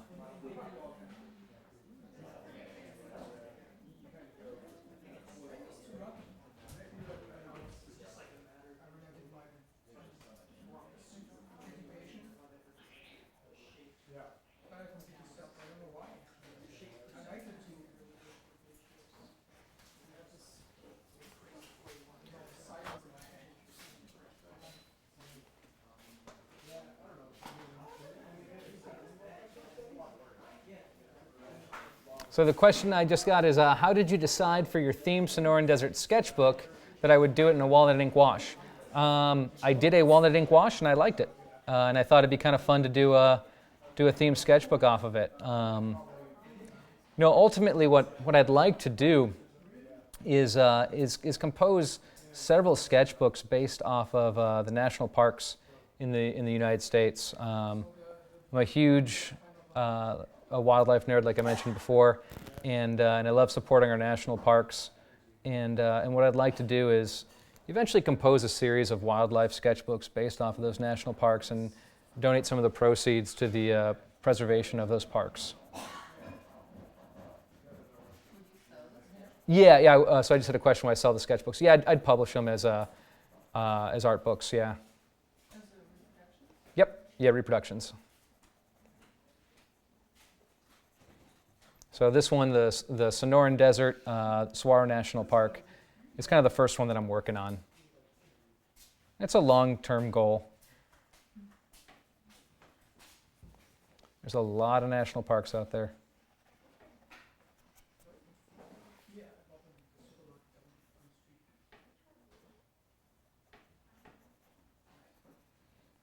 The Saguaro National Park just has kind of a special place in my heart.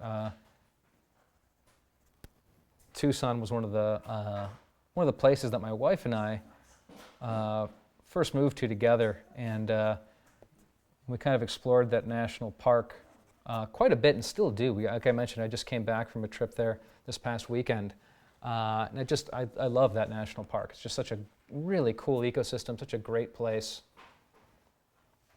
So I'm starting off with that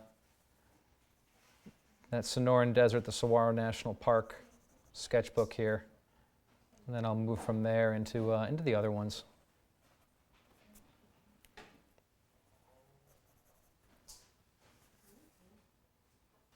Let's see what I got here with this paw.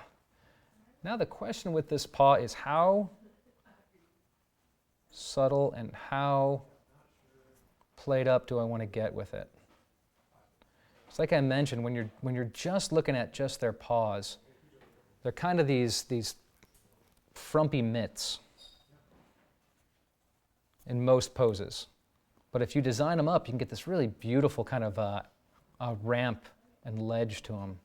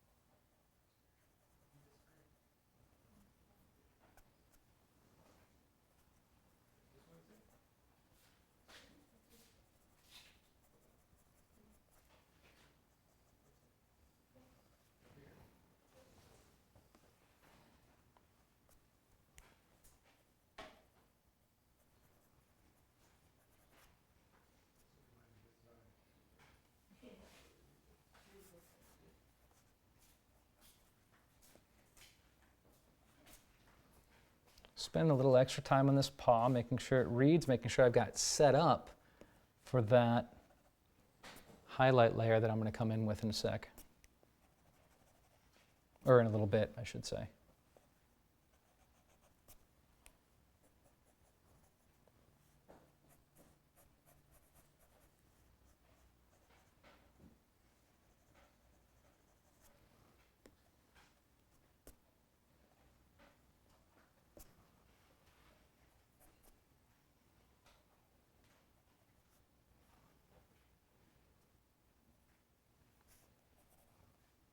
I'll come back here to that midsection.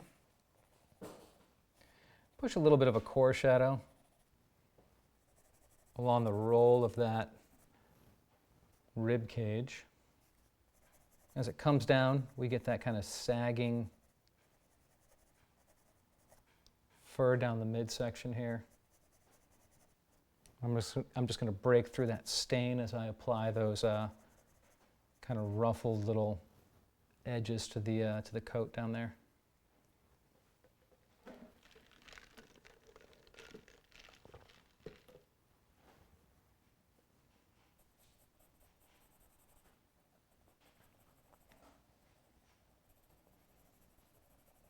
They're such a cool animal.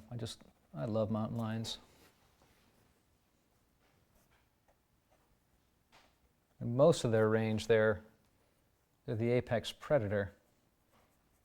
Like I mentioned, the only exception in the Sonoran Desert is going to be the jaguar, which sometimes overlaps their territory.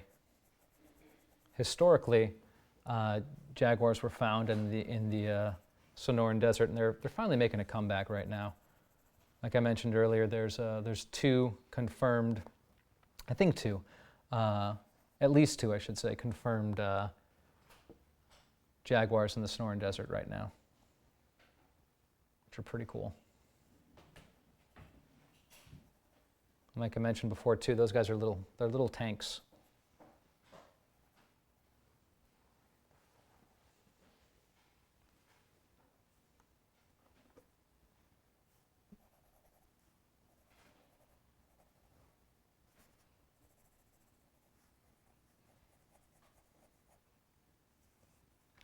I'm coming up here, past that shoulder blade. I am going to play up the lats a little bit here. They're kind of a fun little muscle process to play up. Just design those shapes, link those shapes up together. Something I'm very big on is linking up your shapes and designing them. Even in areas where you want it to feel ambiguous, design that ambiguity with intent.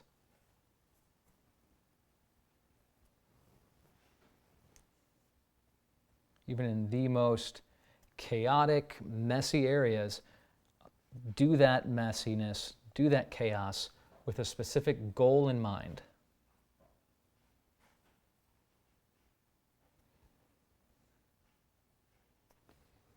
Gotta tune up my pencil here really quick.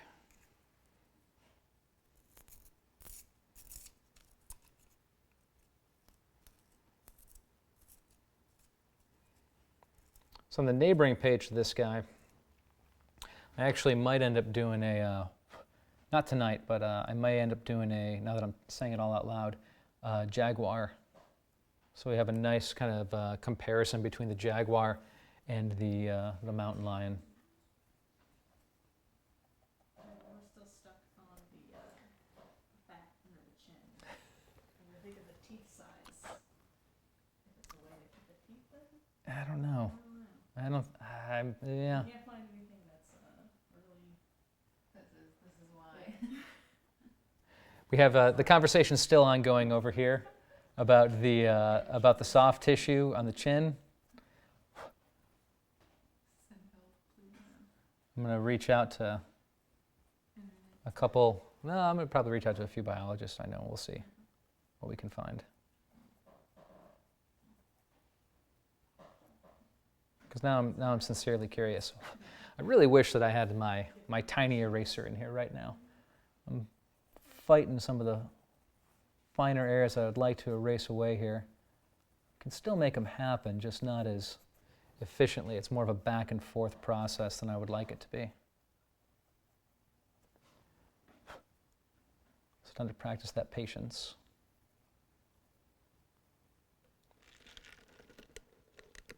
Yeah, big cats are a joy to analyze in motion. They're a lot of fun to watch.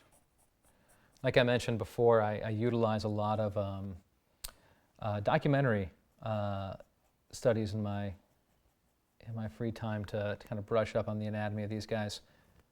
And it's great to just, watch a big cat stalking its prey and hunting and chasing it down. Just watching that flexibility. It's crazy. It's all in that lumbar right here. That lumbar and those shoulder blades. Much different build from the canids, which, as I mentioned earlier, are primarily built for running. It's one of the cool things that, probably has led to us having a bit of a relationship and kinsmanship with canines, is that shared, not just the shared pack mentality and shared social mentality, but the shared running evolution that we have with them. We evolved as runners. And people who hate running always say, like, no, we didn't, to me when I spout that fact. But yeah, we evolved as runners, and it helped us get more protein, which in turn powered the growth of our huge brains, and then it's all history from there.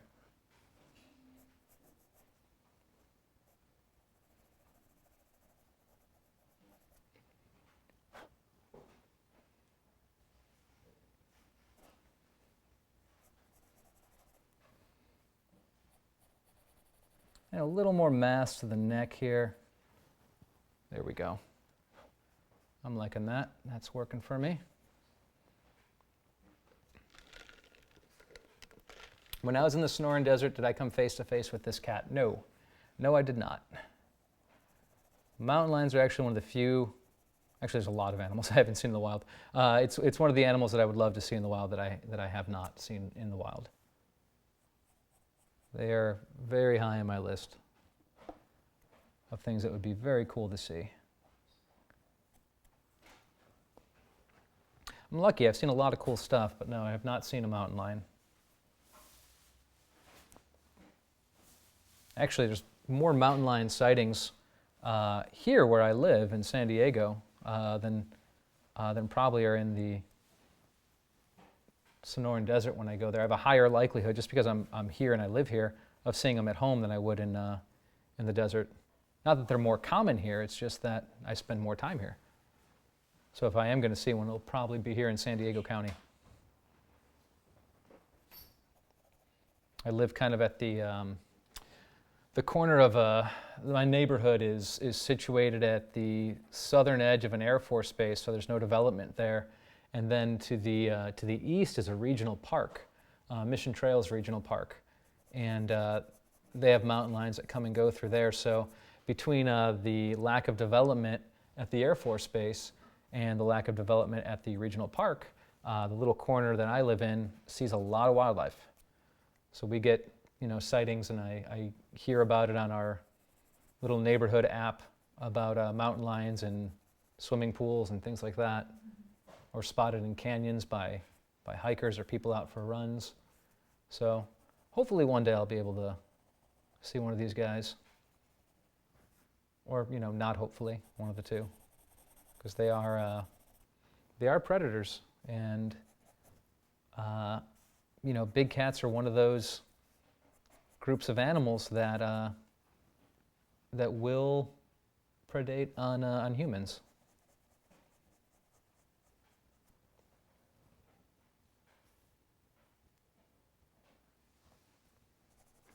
Let's get back here into those hips.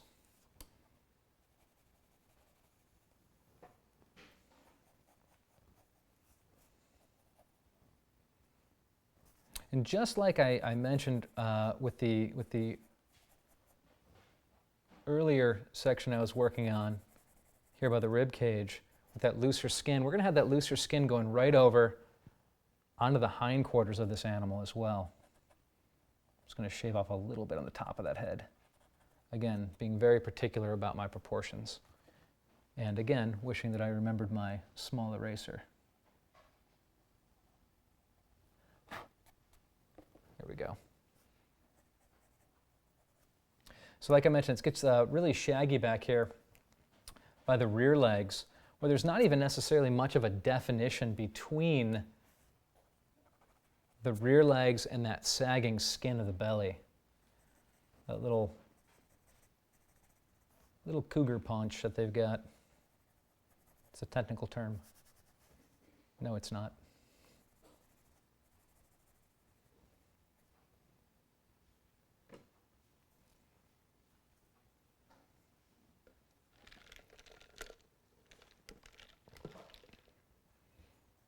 Yeah, so the ones in the Sonoran Desert are the same. I'm fairly certain of the same species as the ones in the Rockies and in Colorado and whatnot.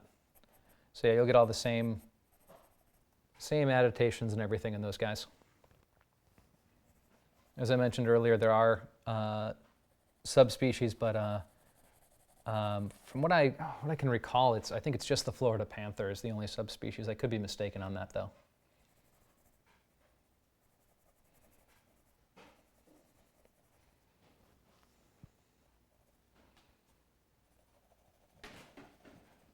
Getting a little messier down here with my mark making, because why not? It's kind of a fun area to do that in.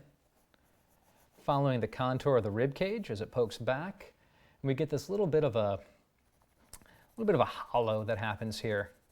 It's mostly just soft tissue that's filling this little gap between the rib cage and the hips and the lumbar up there. If you look at any photo reference of big cats, you'll see this kind of dark area indicated in there, and that's, again, the soft tissue that sits between that rib cage, the hips, and the lumbar.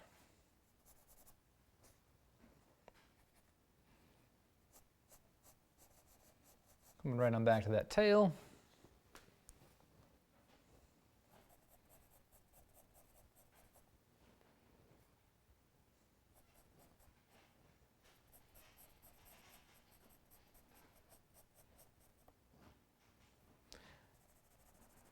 Like I mentioned earlier, you're not going to see much musculature here in the back leg, just because of that loose skin.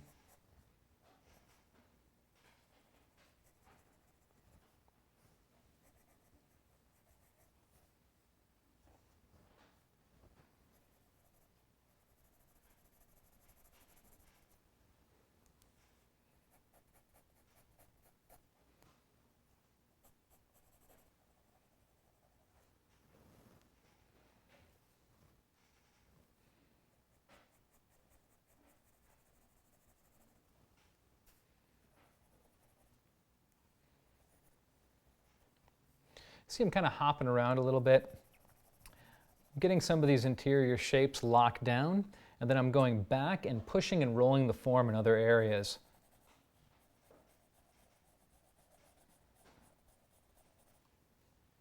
Now each area of this drawing is dependent on the neighboring areas of the drawing. So as I lay in neighboring areas, I can go back in and bring up previous areas, maybe a little bit more than I had before.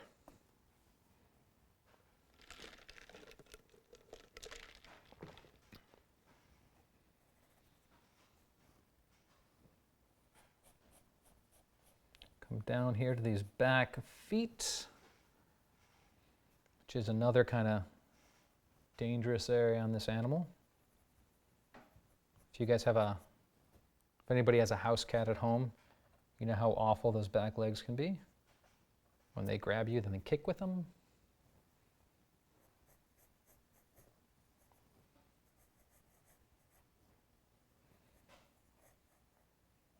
Yeah, these big cats are pretty much perfect little murder machines.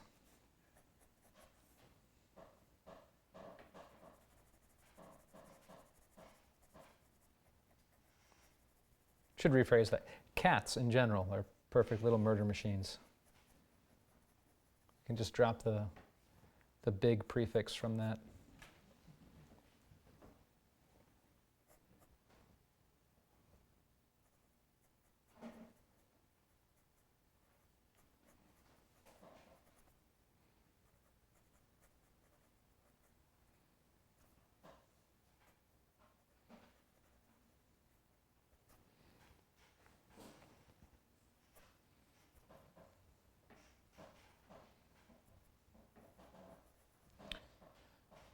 I'm going to move a little quickly through these hindquarters. I want to get back up to that front paw and some areas on that eye. The paper over here is a little mealy, and I want to, I don't have too much of a chance to erase much more on that area, so I have to be careful with the changes I make. But I do want to define that front paw a little bit more.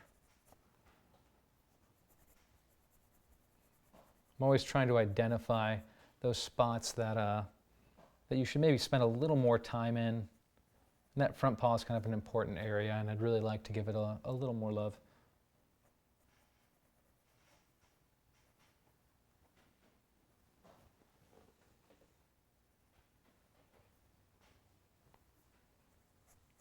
Come down here to that rear foot that's nearest to us now. Have to reassess that paw placement there. It's getting a little lost from the wash.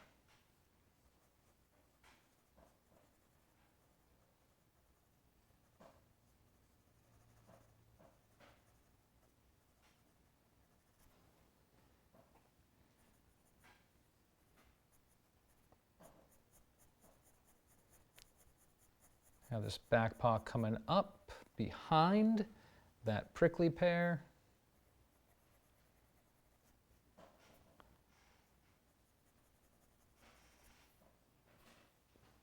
And we can get back into this prickly pear here again.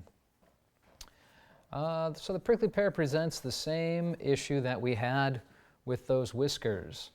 How many and how much of these spines do I want to show?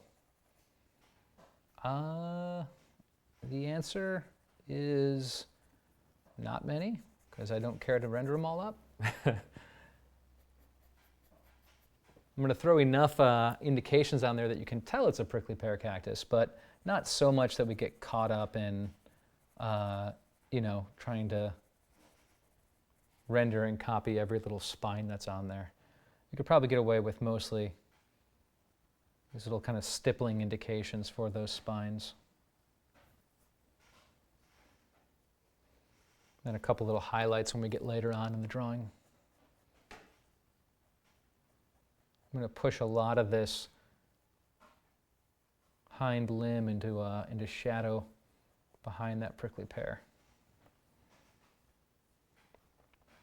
Did I learn by sketching animal skeletons? Not exclusively from sketching animal skeletons, but yes, I do sketch a lot of animal skeletons. It's important to understand the underlying form of these animals in order to render and capture them.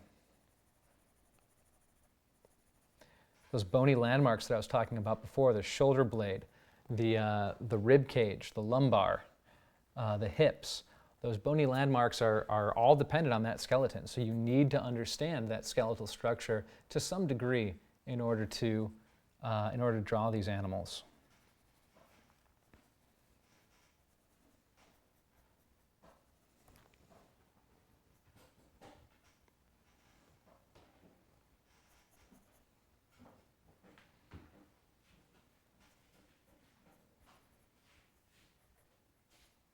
Come in here, get these little desert sage leaves in there. Don't need to do much, just get a little kind of fun little scribble to indicate that, that little bit of growth down there.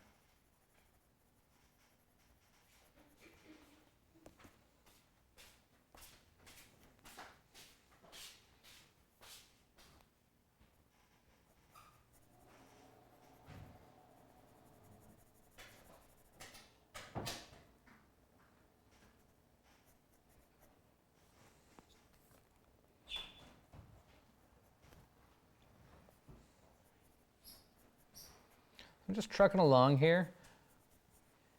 And as I mentioned before, I'm going to be reassessing some of these shapes once I get my highlights laid in here. Highlights are going to be very last, though. It's going to be the last thing I get to. Maybe before the, I should rephrase that, before I get to the reassessing of those shapes. They're just, I want to make sure that this drawing's working without depending on those highlights. All right, before I get to that tail on that saguaro skeleton, I'm going to get up to that paw again. Like I mentioned before, I'm not happy with the way that paw is looking, and we can give it a little more love. Let's see if I can pull that off without getting too mealy down here on the paper. Yeah, that should work. Do need to get a little bit sharper on my pencil.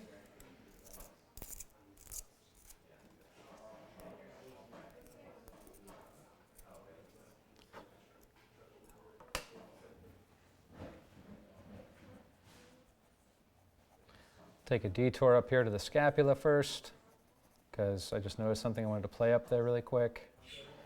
All right, let's hop on down to that paw again.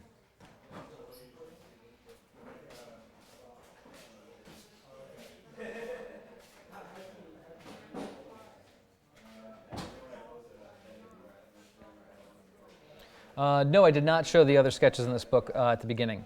I actually needed to mount this thing to the drawing horse that I'm working on, so I didn't have a chance to go through it since I did have to put it up here.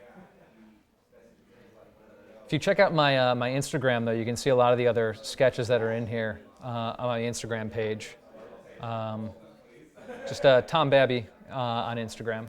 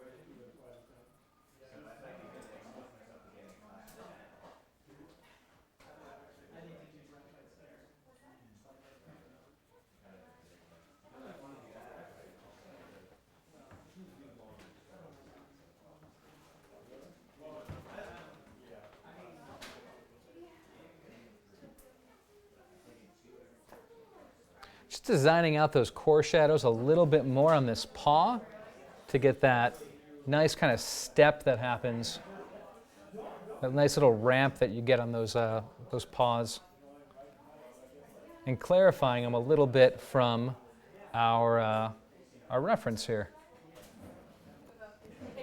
Because again, these paws, they're a very ambiguous area if you were to go just off of the reference. You have to design them a little bit. There we go. That's feeling a little bit better to me. Let's hop back here to the tail. I'm going to push a little core shadow down the length of the tail here, just really quick.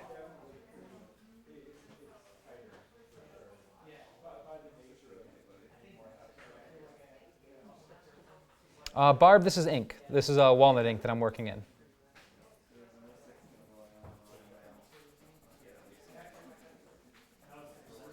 Thinking my values ahead of time here, I'm not pulling down that dark all the way to the bottom of the tail. I'm getting that nice band to indicate that core shadow, and then I'm leaving it a little bit broken through here, planning for going back in and darkening up the value on the saguaro skeleton in the background.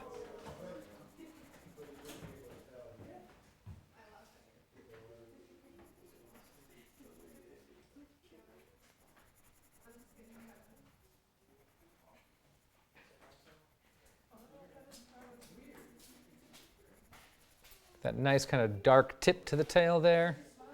It's a really fun gradation. It's an area that I would love to get into on a painting. It's this really kind of rich, beautiful red.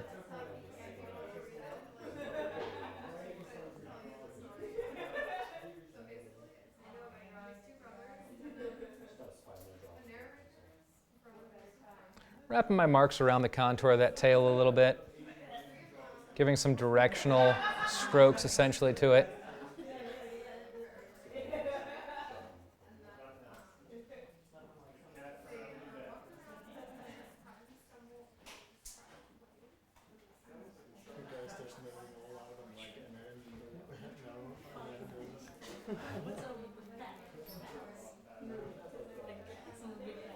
Or is this still a rolling pond you're looking out for?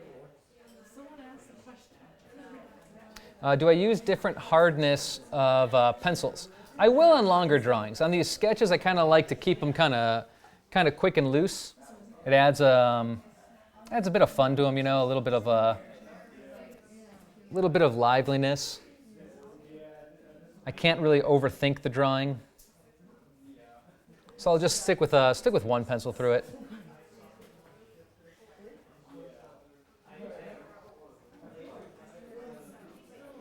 All right, let's hop into that saguaro skeleton here. And it's kind of the woody core of the cactus that's left over after it dies.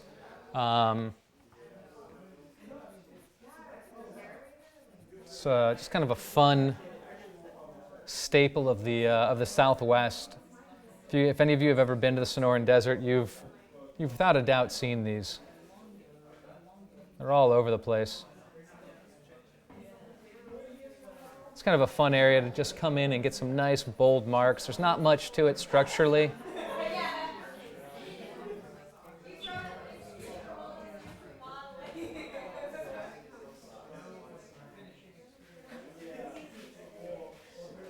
Again, these saguaros are really a lifeline in the desert. Tons of animals depend on them.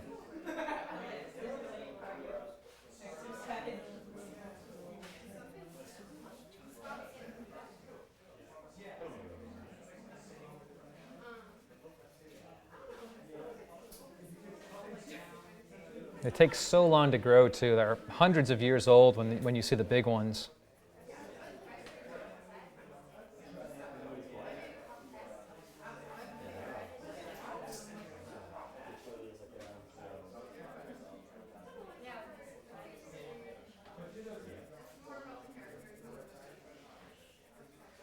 Just coming in here, throwing in some fun little bold hatching.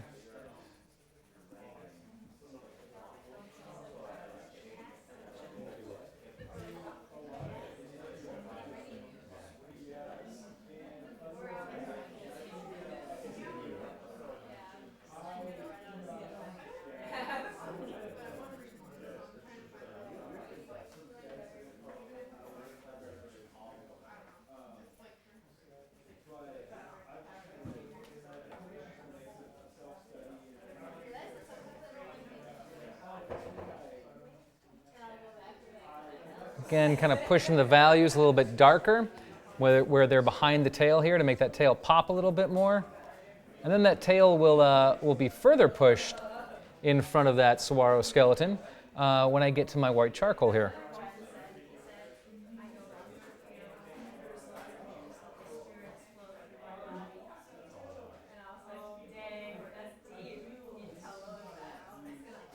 Why is Bob Kuhn my favorite artist ever? That's the question I just got. Well, first, I don't even know if I could say that Bob Kuhn is my favorite artist ever.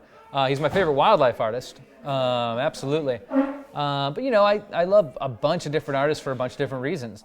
Kuhn, I love his compositions more than anything. Just beautiful compositions, and in conjunction with those compositions is the information he leaves out of his paintings. What he opts to leave out and what he kind of distills down to single brush strokes is just beautiful. It shows a great understanding of the creature and of its form. You have to know how to basically render up a creature in its entirety in order to know what rules you can break and get away with and leave out later. And Kuhn is a great example of just that, knowing what you can leave out, knowing what you can get away with not rendering. There we go. I'm digging that saguaro skeleton there. That works. I'm liking it. I'm going to go in and finesse that face just a little bit, and then we can move on to our highlights here and our white charcoal. Let's see really quick. Just going to take a step back and see what I'm looking at here quick. Helps to get away from the drawing once in a while. All right, a couple things I want to hit up fast, and then we'll get to that white charcoal. I'm going to slim down a couple areas of this head. As I mentioned before, what's really nice about this walnut ink is that it can erase. If you press hard enough, you can kind of carve into it. So I'm going to slim up that head a little bit on the far side, get a little more ambiguous with the edge of the jaw here. Now, mountain lions, they don't have as defined of a masseter muscle as you'll get on the other big cats. Being a little less bulky than the other big cats, they just don't have as massive of a musculature as the other ones do. So I want to slim them up just a little bit.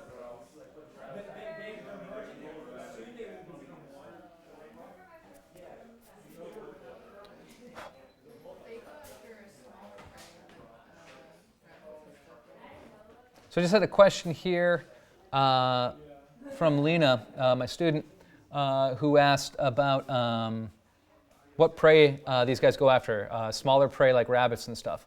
They do go after rabbits and stuff, but they also do hunt larger prey too. So they will take down mule deer in areas where there are mule deer where they occur. They'll go after white-tailed deer, javelinas, like I mentioned before, those pig-like creatures in the desert. They're peccaries, but for those of you who don't know what a peccary is or a javelina, they look like desert pigs. So they will go after those. And those are all kind of larger animals. Bighorn sheep in some areas as well. Yeah, mountain lions are pretty tough creatures. Mm-hmm. Yep. Yeah, they're cool animals.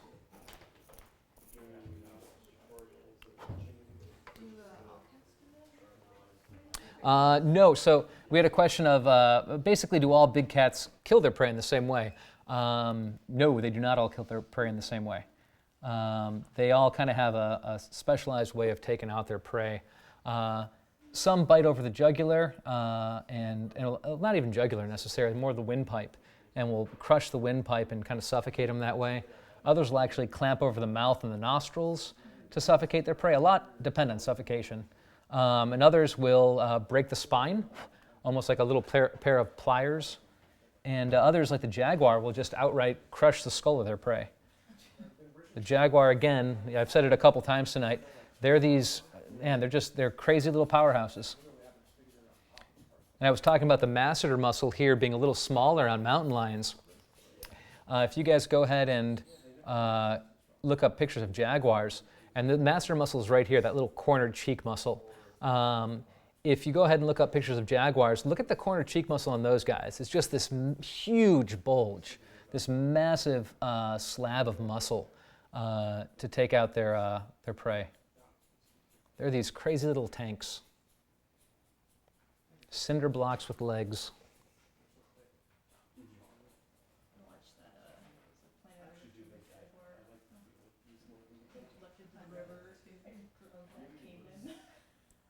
Yeah, we're talking right now about the jaguars taking out caimans.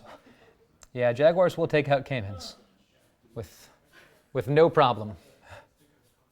Not a problem at all. Those guys are besides man, they're the apex predator in their territory. So I'm just going to come in here now and start pushing forms a little bit more, linking up shapes a little bit. Thank you, Lena. Lena just told me to make sure that my giant head's not blocking you guys. You're welcome. Yeah, Luke and Lena. Luke is our streaming tech here. Their job is to make sure that I don't block things with my massive noggin.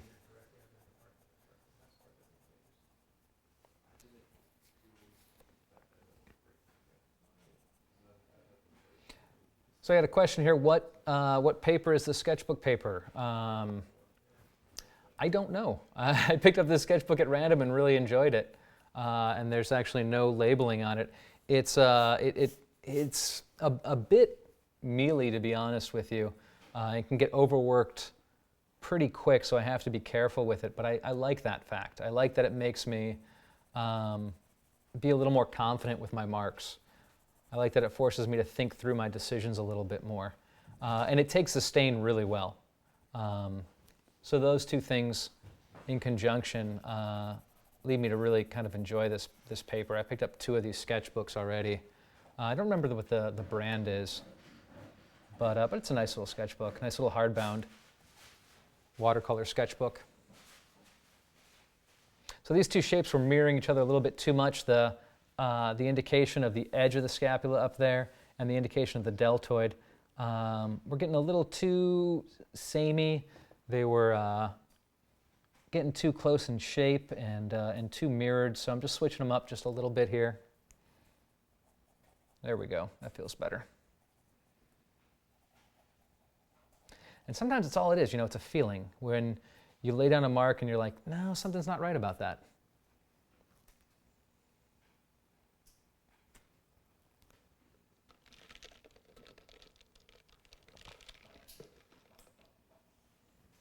All right, so I have a question here.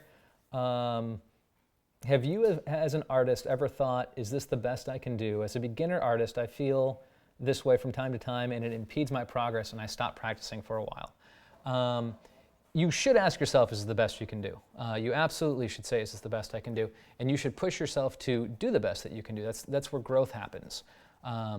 Push yourself to work outside of your comfort zone. Push yourself to feel, a little lost in your drawings and your paintings. Not like you're drowning in water, but like you're struggling to keep your head above, maybe. When you feel like you're dipping below those waves, take a step back. But if you feel like you're treading water but having difficulty doing so, that's where growth happens. That's exactly where you want to be. So yeah, you should ask yourself, is this the best I can do? And when you feel a little bit uncomfortable, stay in that place. That's where growth happens. Growth happens in that uncomfortable area. So I have another question here. For someone who doesn't do animals much but wants to put them in certain paintings, how do you recommend learning anatomy and structure? General animal stuff or specific animal for the painting?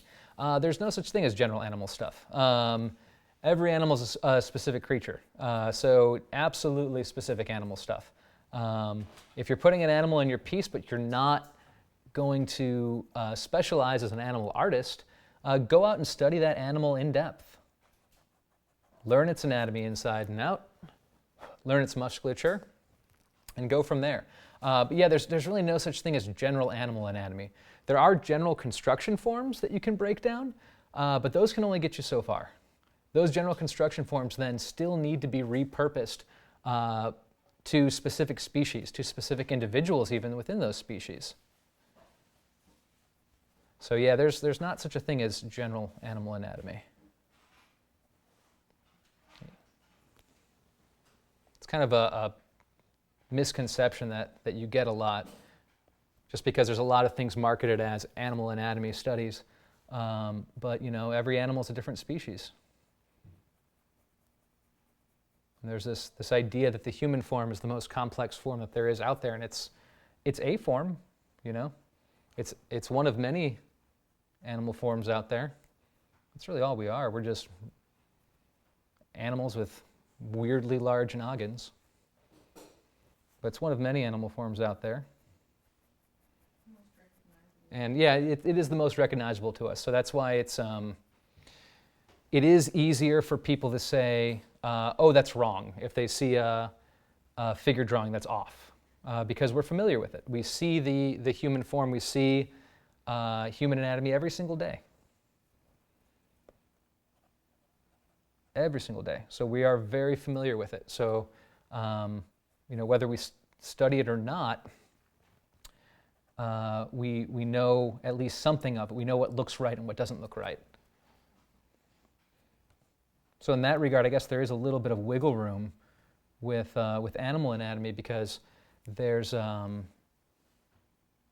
bit of a gap there with public knowledge on it, where they say, oh, it has 4 legs, cool, it's a dog, or whatever. Some weird looking dogs, so. Yeah, exactly. What I learned today, Tom? What did you learn today, Brian Knox? A groundhog is basically a really big squirrel. Yeah, a groundhog is basically. So Brian just learned that a groundhog is basically, quote, basically a really big squirrel. And they're both marmots. Yeah, they're both rodents. Yeah. Groundhog's a really huge, weird rodent. Yeah. Yeah, I don't know. I heard that on a podcast today. I thought it was weird. Nice. Yeah, that's cool. I'm glad that you learned that, Brian. I don't mean that sarcastically. I know it sounds super sarcastic. Because I thought you would genuinely. I am. Everyone listening right now is like, what is happening? I'm being sincerely excited for Brian learning about groundhogs, because groundhogs are neat.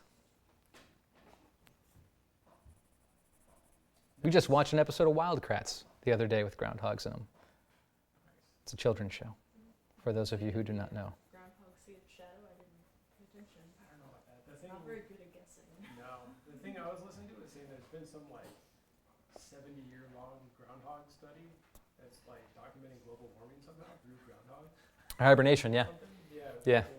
We're talking about utilizing groundhogs to study global warming right now, and their hibernation and their hibernation patterns. I want to talk about bears are waking up earlier. Yep, bears are waking up earlier too, yeah. Polar bears and everything. Bye, Brian. Thanks for visiting. All right. I'm going to go ahead and hop into that white charcoal pencil here. Am I looking at a photograph? I'm looking at about 4 photographs. Actually, I'm looking at exactly 4 photographs. Well, I mean, some are kind of cut off. Yeah, I'll usually utilize anywhere from 3 to 6 photos for a given sketch. And I might take the paw from one, the head from another, the shadow pattern from a third, and whatever from another one. Just going to carve in on this head just a little bit more. In case you guys couldn't tell, I'm kind of obsessed with minor proportional changes on these animals. I've only said it 20 times.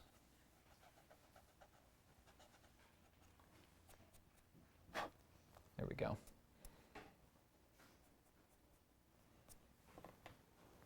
All right. I'm going to get into my highlights now. So I'm going to start with the most important one here. Actually, I'm going to go ahead and grab a quick paper towel so my hand's not going to smudge everything that I have on here.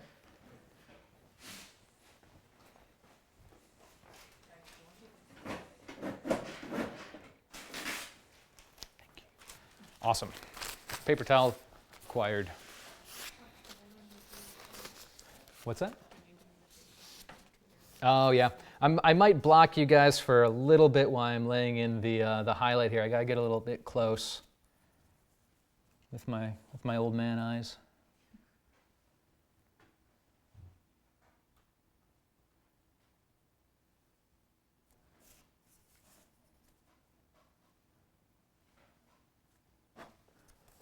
We'll highlight there.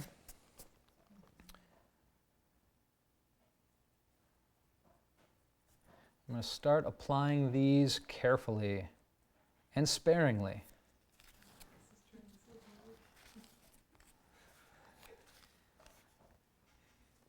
And that is some expert zooming in there by Lucas, our streaming tech.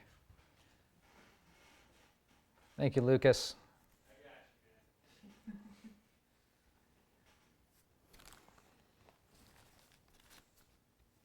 So we get these white patches on the face that aren't highlights, it's local colors. So I kind of do two things with these white pencils. I'm looking for the highlights on the animal, and I'll also bring out some of those local values. So the areas where it's a little bit lighter than other areas, I'll go ahead and go in with my white pencil. This charcoal breaks real easy too, so I'm going to have to constantly be tuning it up.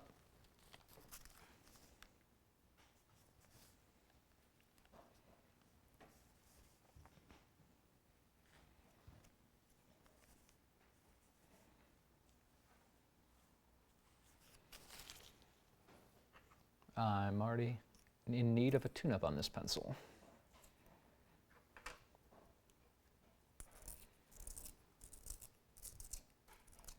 I like how you have 3 pencil sharpeners there. Yeah, I have 3 pencil sharpeners here, all for different things. The pencil sharpener I use for my graphite actually will sharpen my charcoal pencil to too much of a point, and it will break.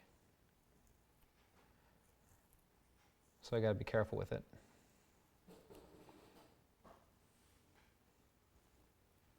Actually, the easiest to do would probably be getting out one of the sanding pads that we use for our Contes or wolf carbons when we're doing our figure drawings here.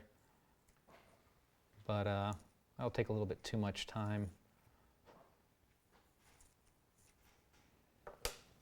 All right, let's get back to these highlights. I want to get a little highlight on that nose, not much, just a bit to pop that kind of a wet spot on the nose there. I'm going to hop across the form, bring up the local value of that neighboring cheekbone.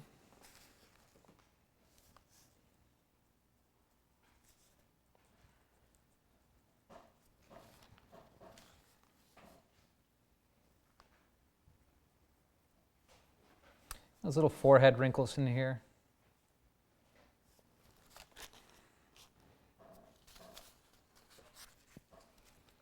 Oh man, I knew somebody was going to ask that question, and I have no answer for it.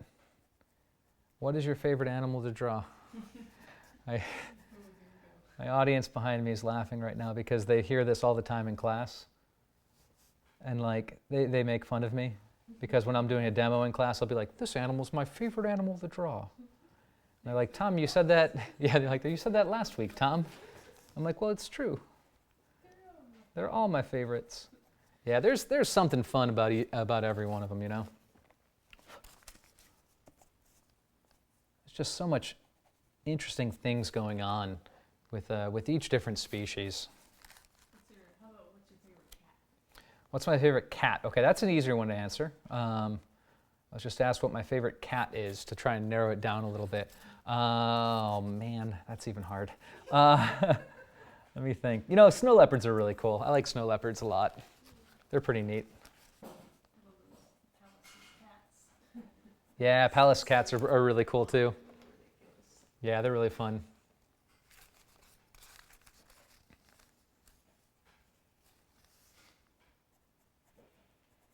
But yeah, in general, it's a super tough answer for me to come up with.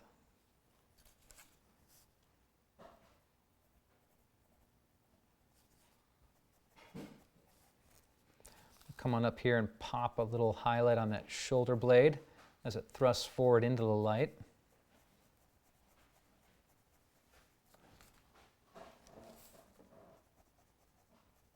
Were you super into animals even as a kid?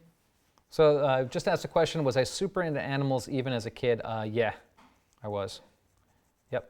I had a pond in my backyard growing up, and I used to spend a lot of time back there poking around and finding frogs and snakes and turtles and salamanders and everything. And I'd go back there and I'd find stuff, and then I'd come back home and I'd dive into encyclopedias to try and figure out what I found. This was pre-internet, so I had to use encyclopedias and stuff to figure out what the animals I found were. And yeah, I you know, always been into animals. Always loved wildlife.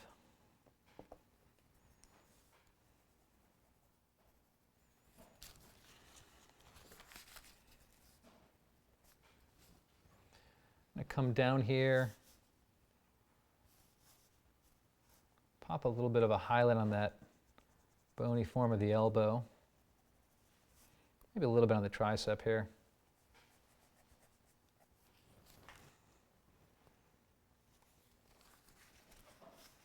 I'm going to jump on over to more local value here on the belly, where we get that white underbelly of these guys.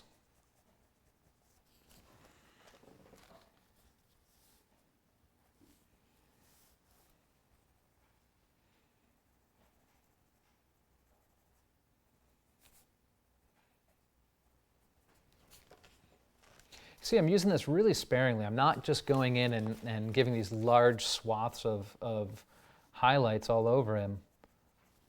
Taking it slow, building them up, making sure I get them in the right areas where they're needed.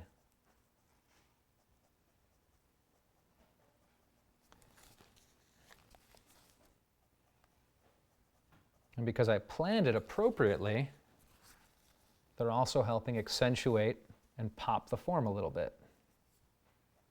And those areas that looked a little ambiguous before are now coming to life and solidifying.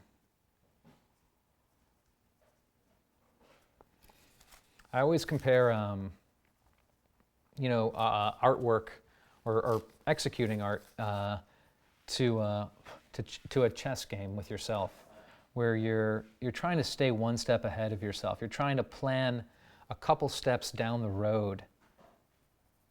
Each move that you do on your drawing, on your painting, whatever it may be, should be to set up a future decision.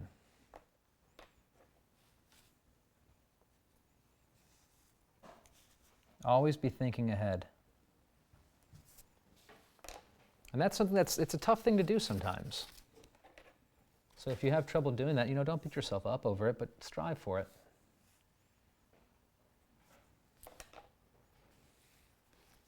Come down here on that forearm.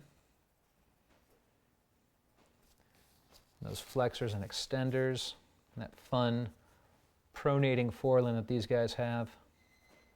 Something that not a ton of things have in the animal kingdom, that pronation of the wrist, where they can turn their wrist like we can.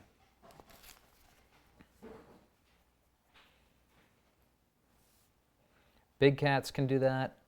Apes, monkeys can do that. A couple other things here and there, but not a ton.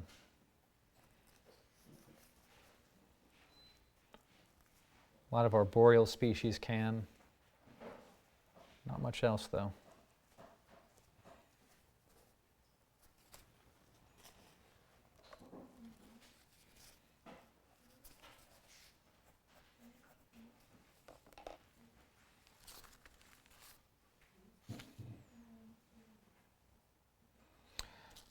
So this is a good question here. When you sketch jaguars, leopards, or cheetahs, do you add the spots last versus as you go? Yeah, I'll add them last. So before I get to the highlight stage here that I'm in right now with this white charcoal, I'll actually have another step where I'll go in with that pattern, and I'll apply that pattern at that point in time.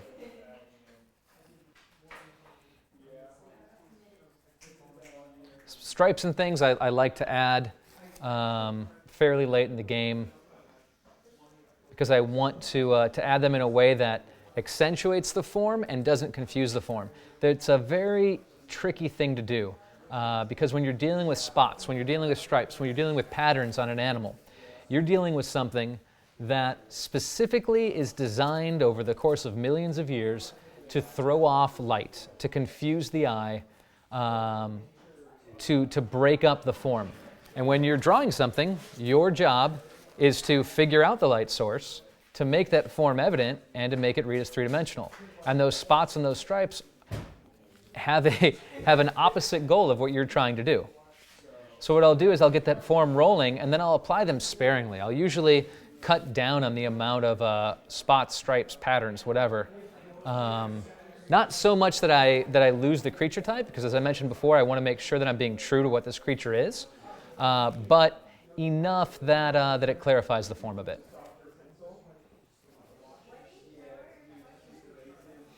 Do I have a method to protect each drawing in my sketchbook? In this sketchbook, yes. Most sketchbooks, no. This one, when I get home, I'll just give it a quick coat of spray fixative and call it a day.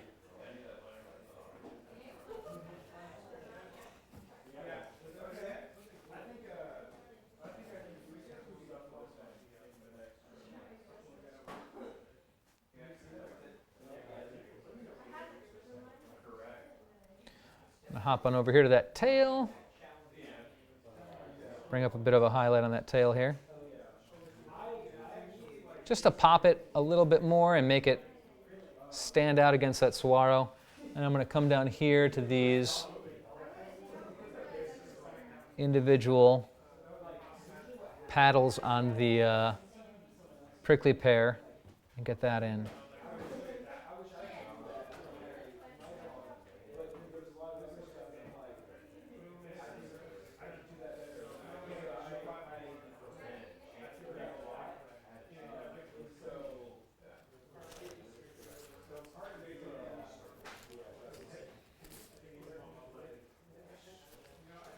Take a quick step back here and look at it and see what we got. Pretty happy with what we're looking at. I am going to go ahead, I got a little bit of more time here, so I'm going to go in here quick and just solidify some of these darker shapes.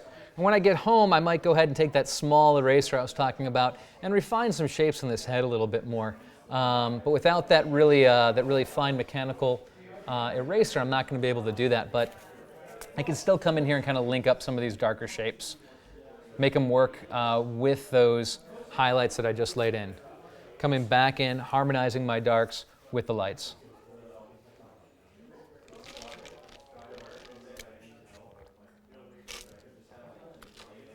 We got a whole slew of good questions here.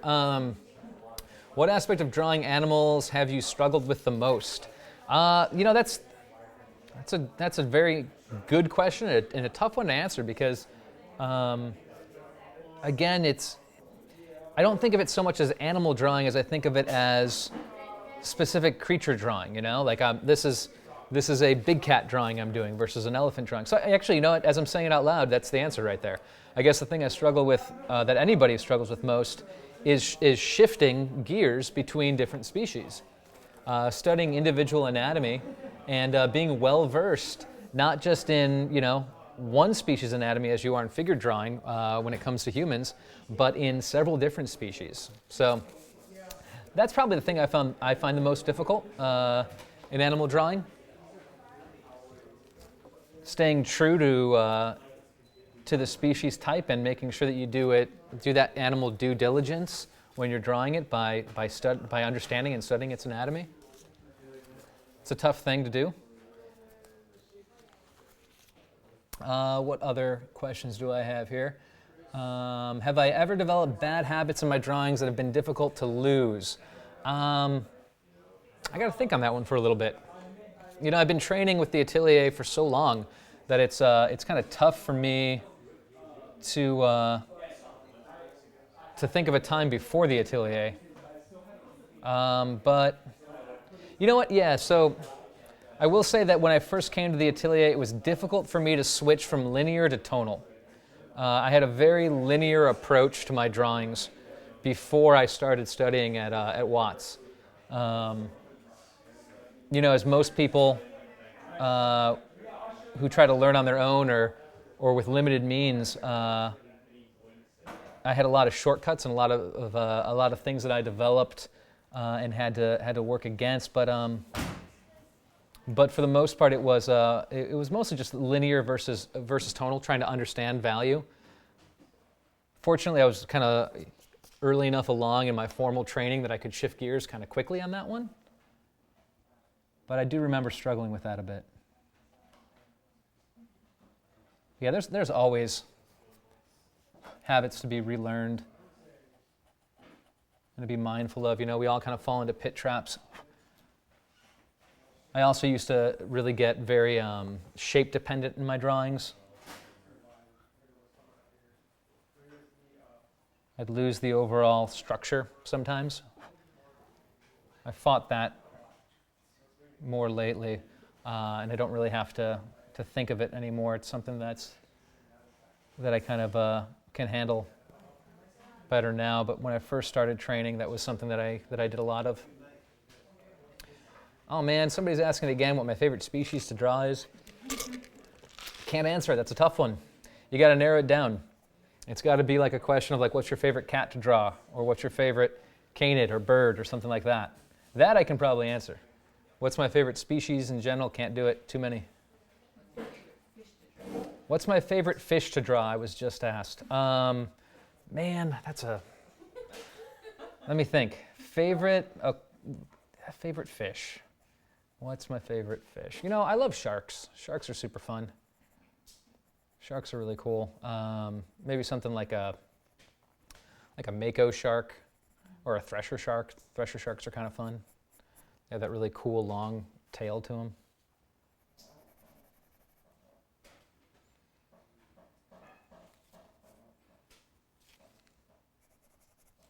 I'm going to come in here and just kind of throw some fun hatching on the ground.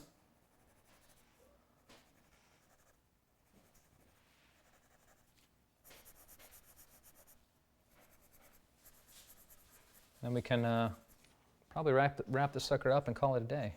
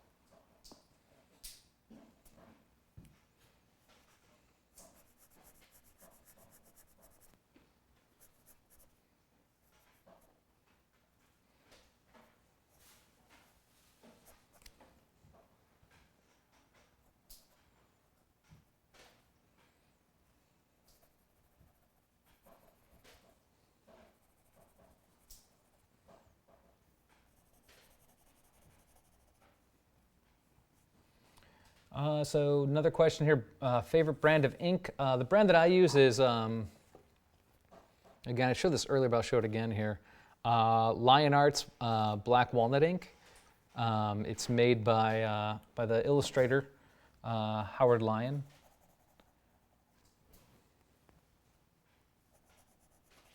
Kind of a good way to support other artists and everything by buying their stuff, and it's a really good product to boot. So. Yeah, I've been using it for a while now, yeah. Once I found out that I really liked it, I ordered one jar to see how it was, and I really dug it, so I ordered 3 more right away. All of the jars, yeah. Yeah, if you find something you like, that's kind of my rule of thumb. If you find a specific tool or brush or ink brand that you like, buy like 5 jars or 5 brushes or whatever worth of it, because you never know when they're going to change their quality or when it's not going to be made anymore. Stock up. Yeah, good example is the Conte pencils that we used for the longest time here at the school, and then their quality just changed dramatically.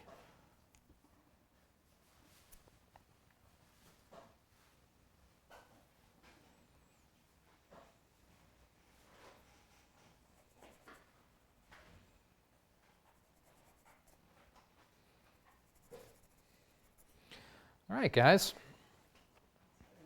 Unless we have any more questions, I'm going to say that we're just about done on this guy. Like I said, I'll probably give it another pass at home by refining some of those shapes in the face a little bit with my mechanical eraser that I can get a little finer edge on it there with. But for the most part, we're pretty much done with this mountain lion here.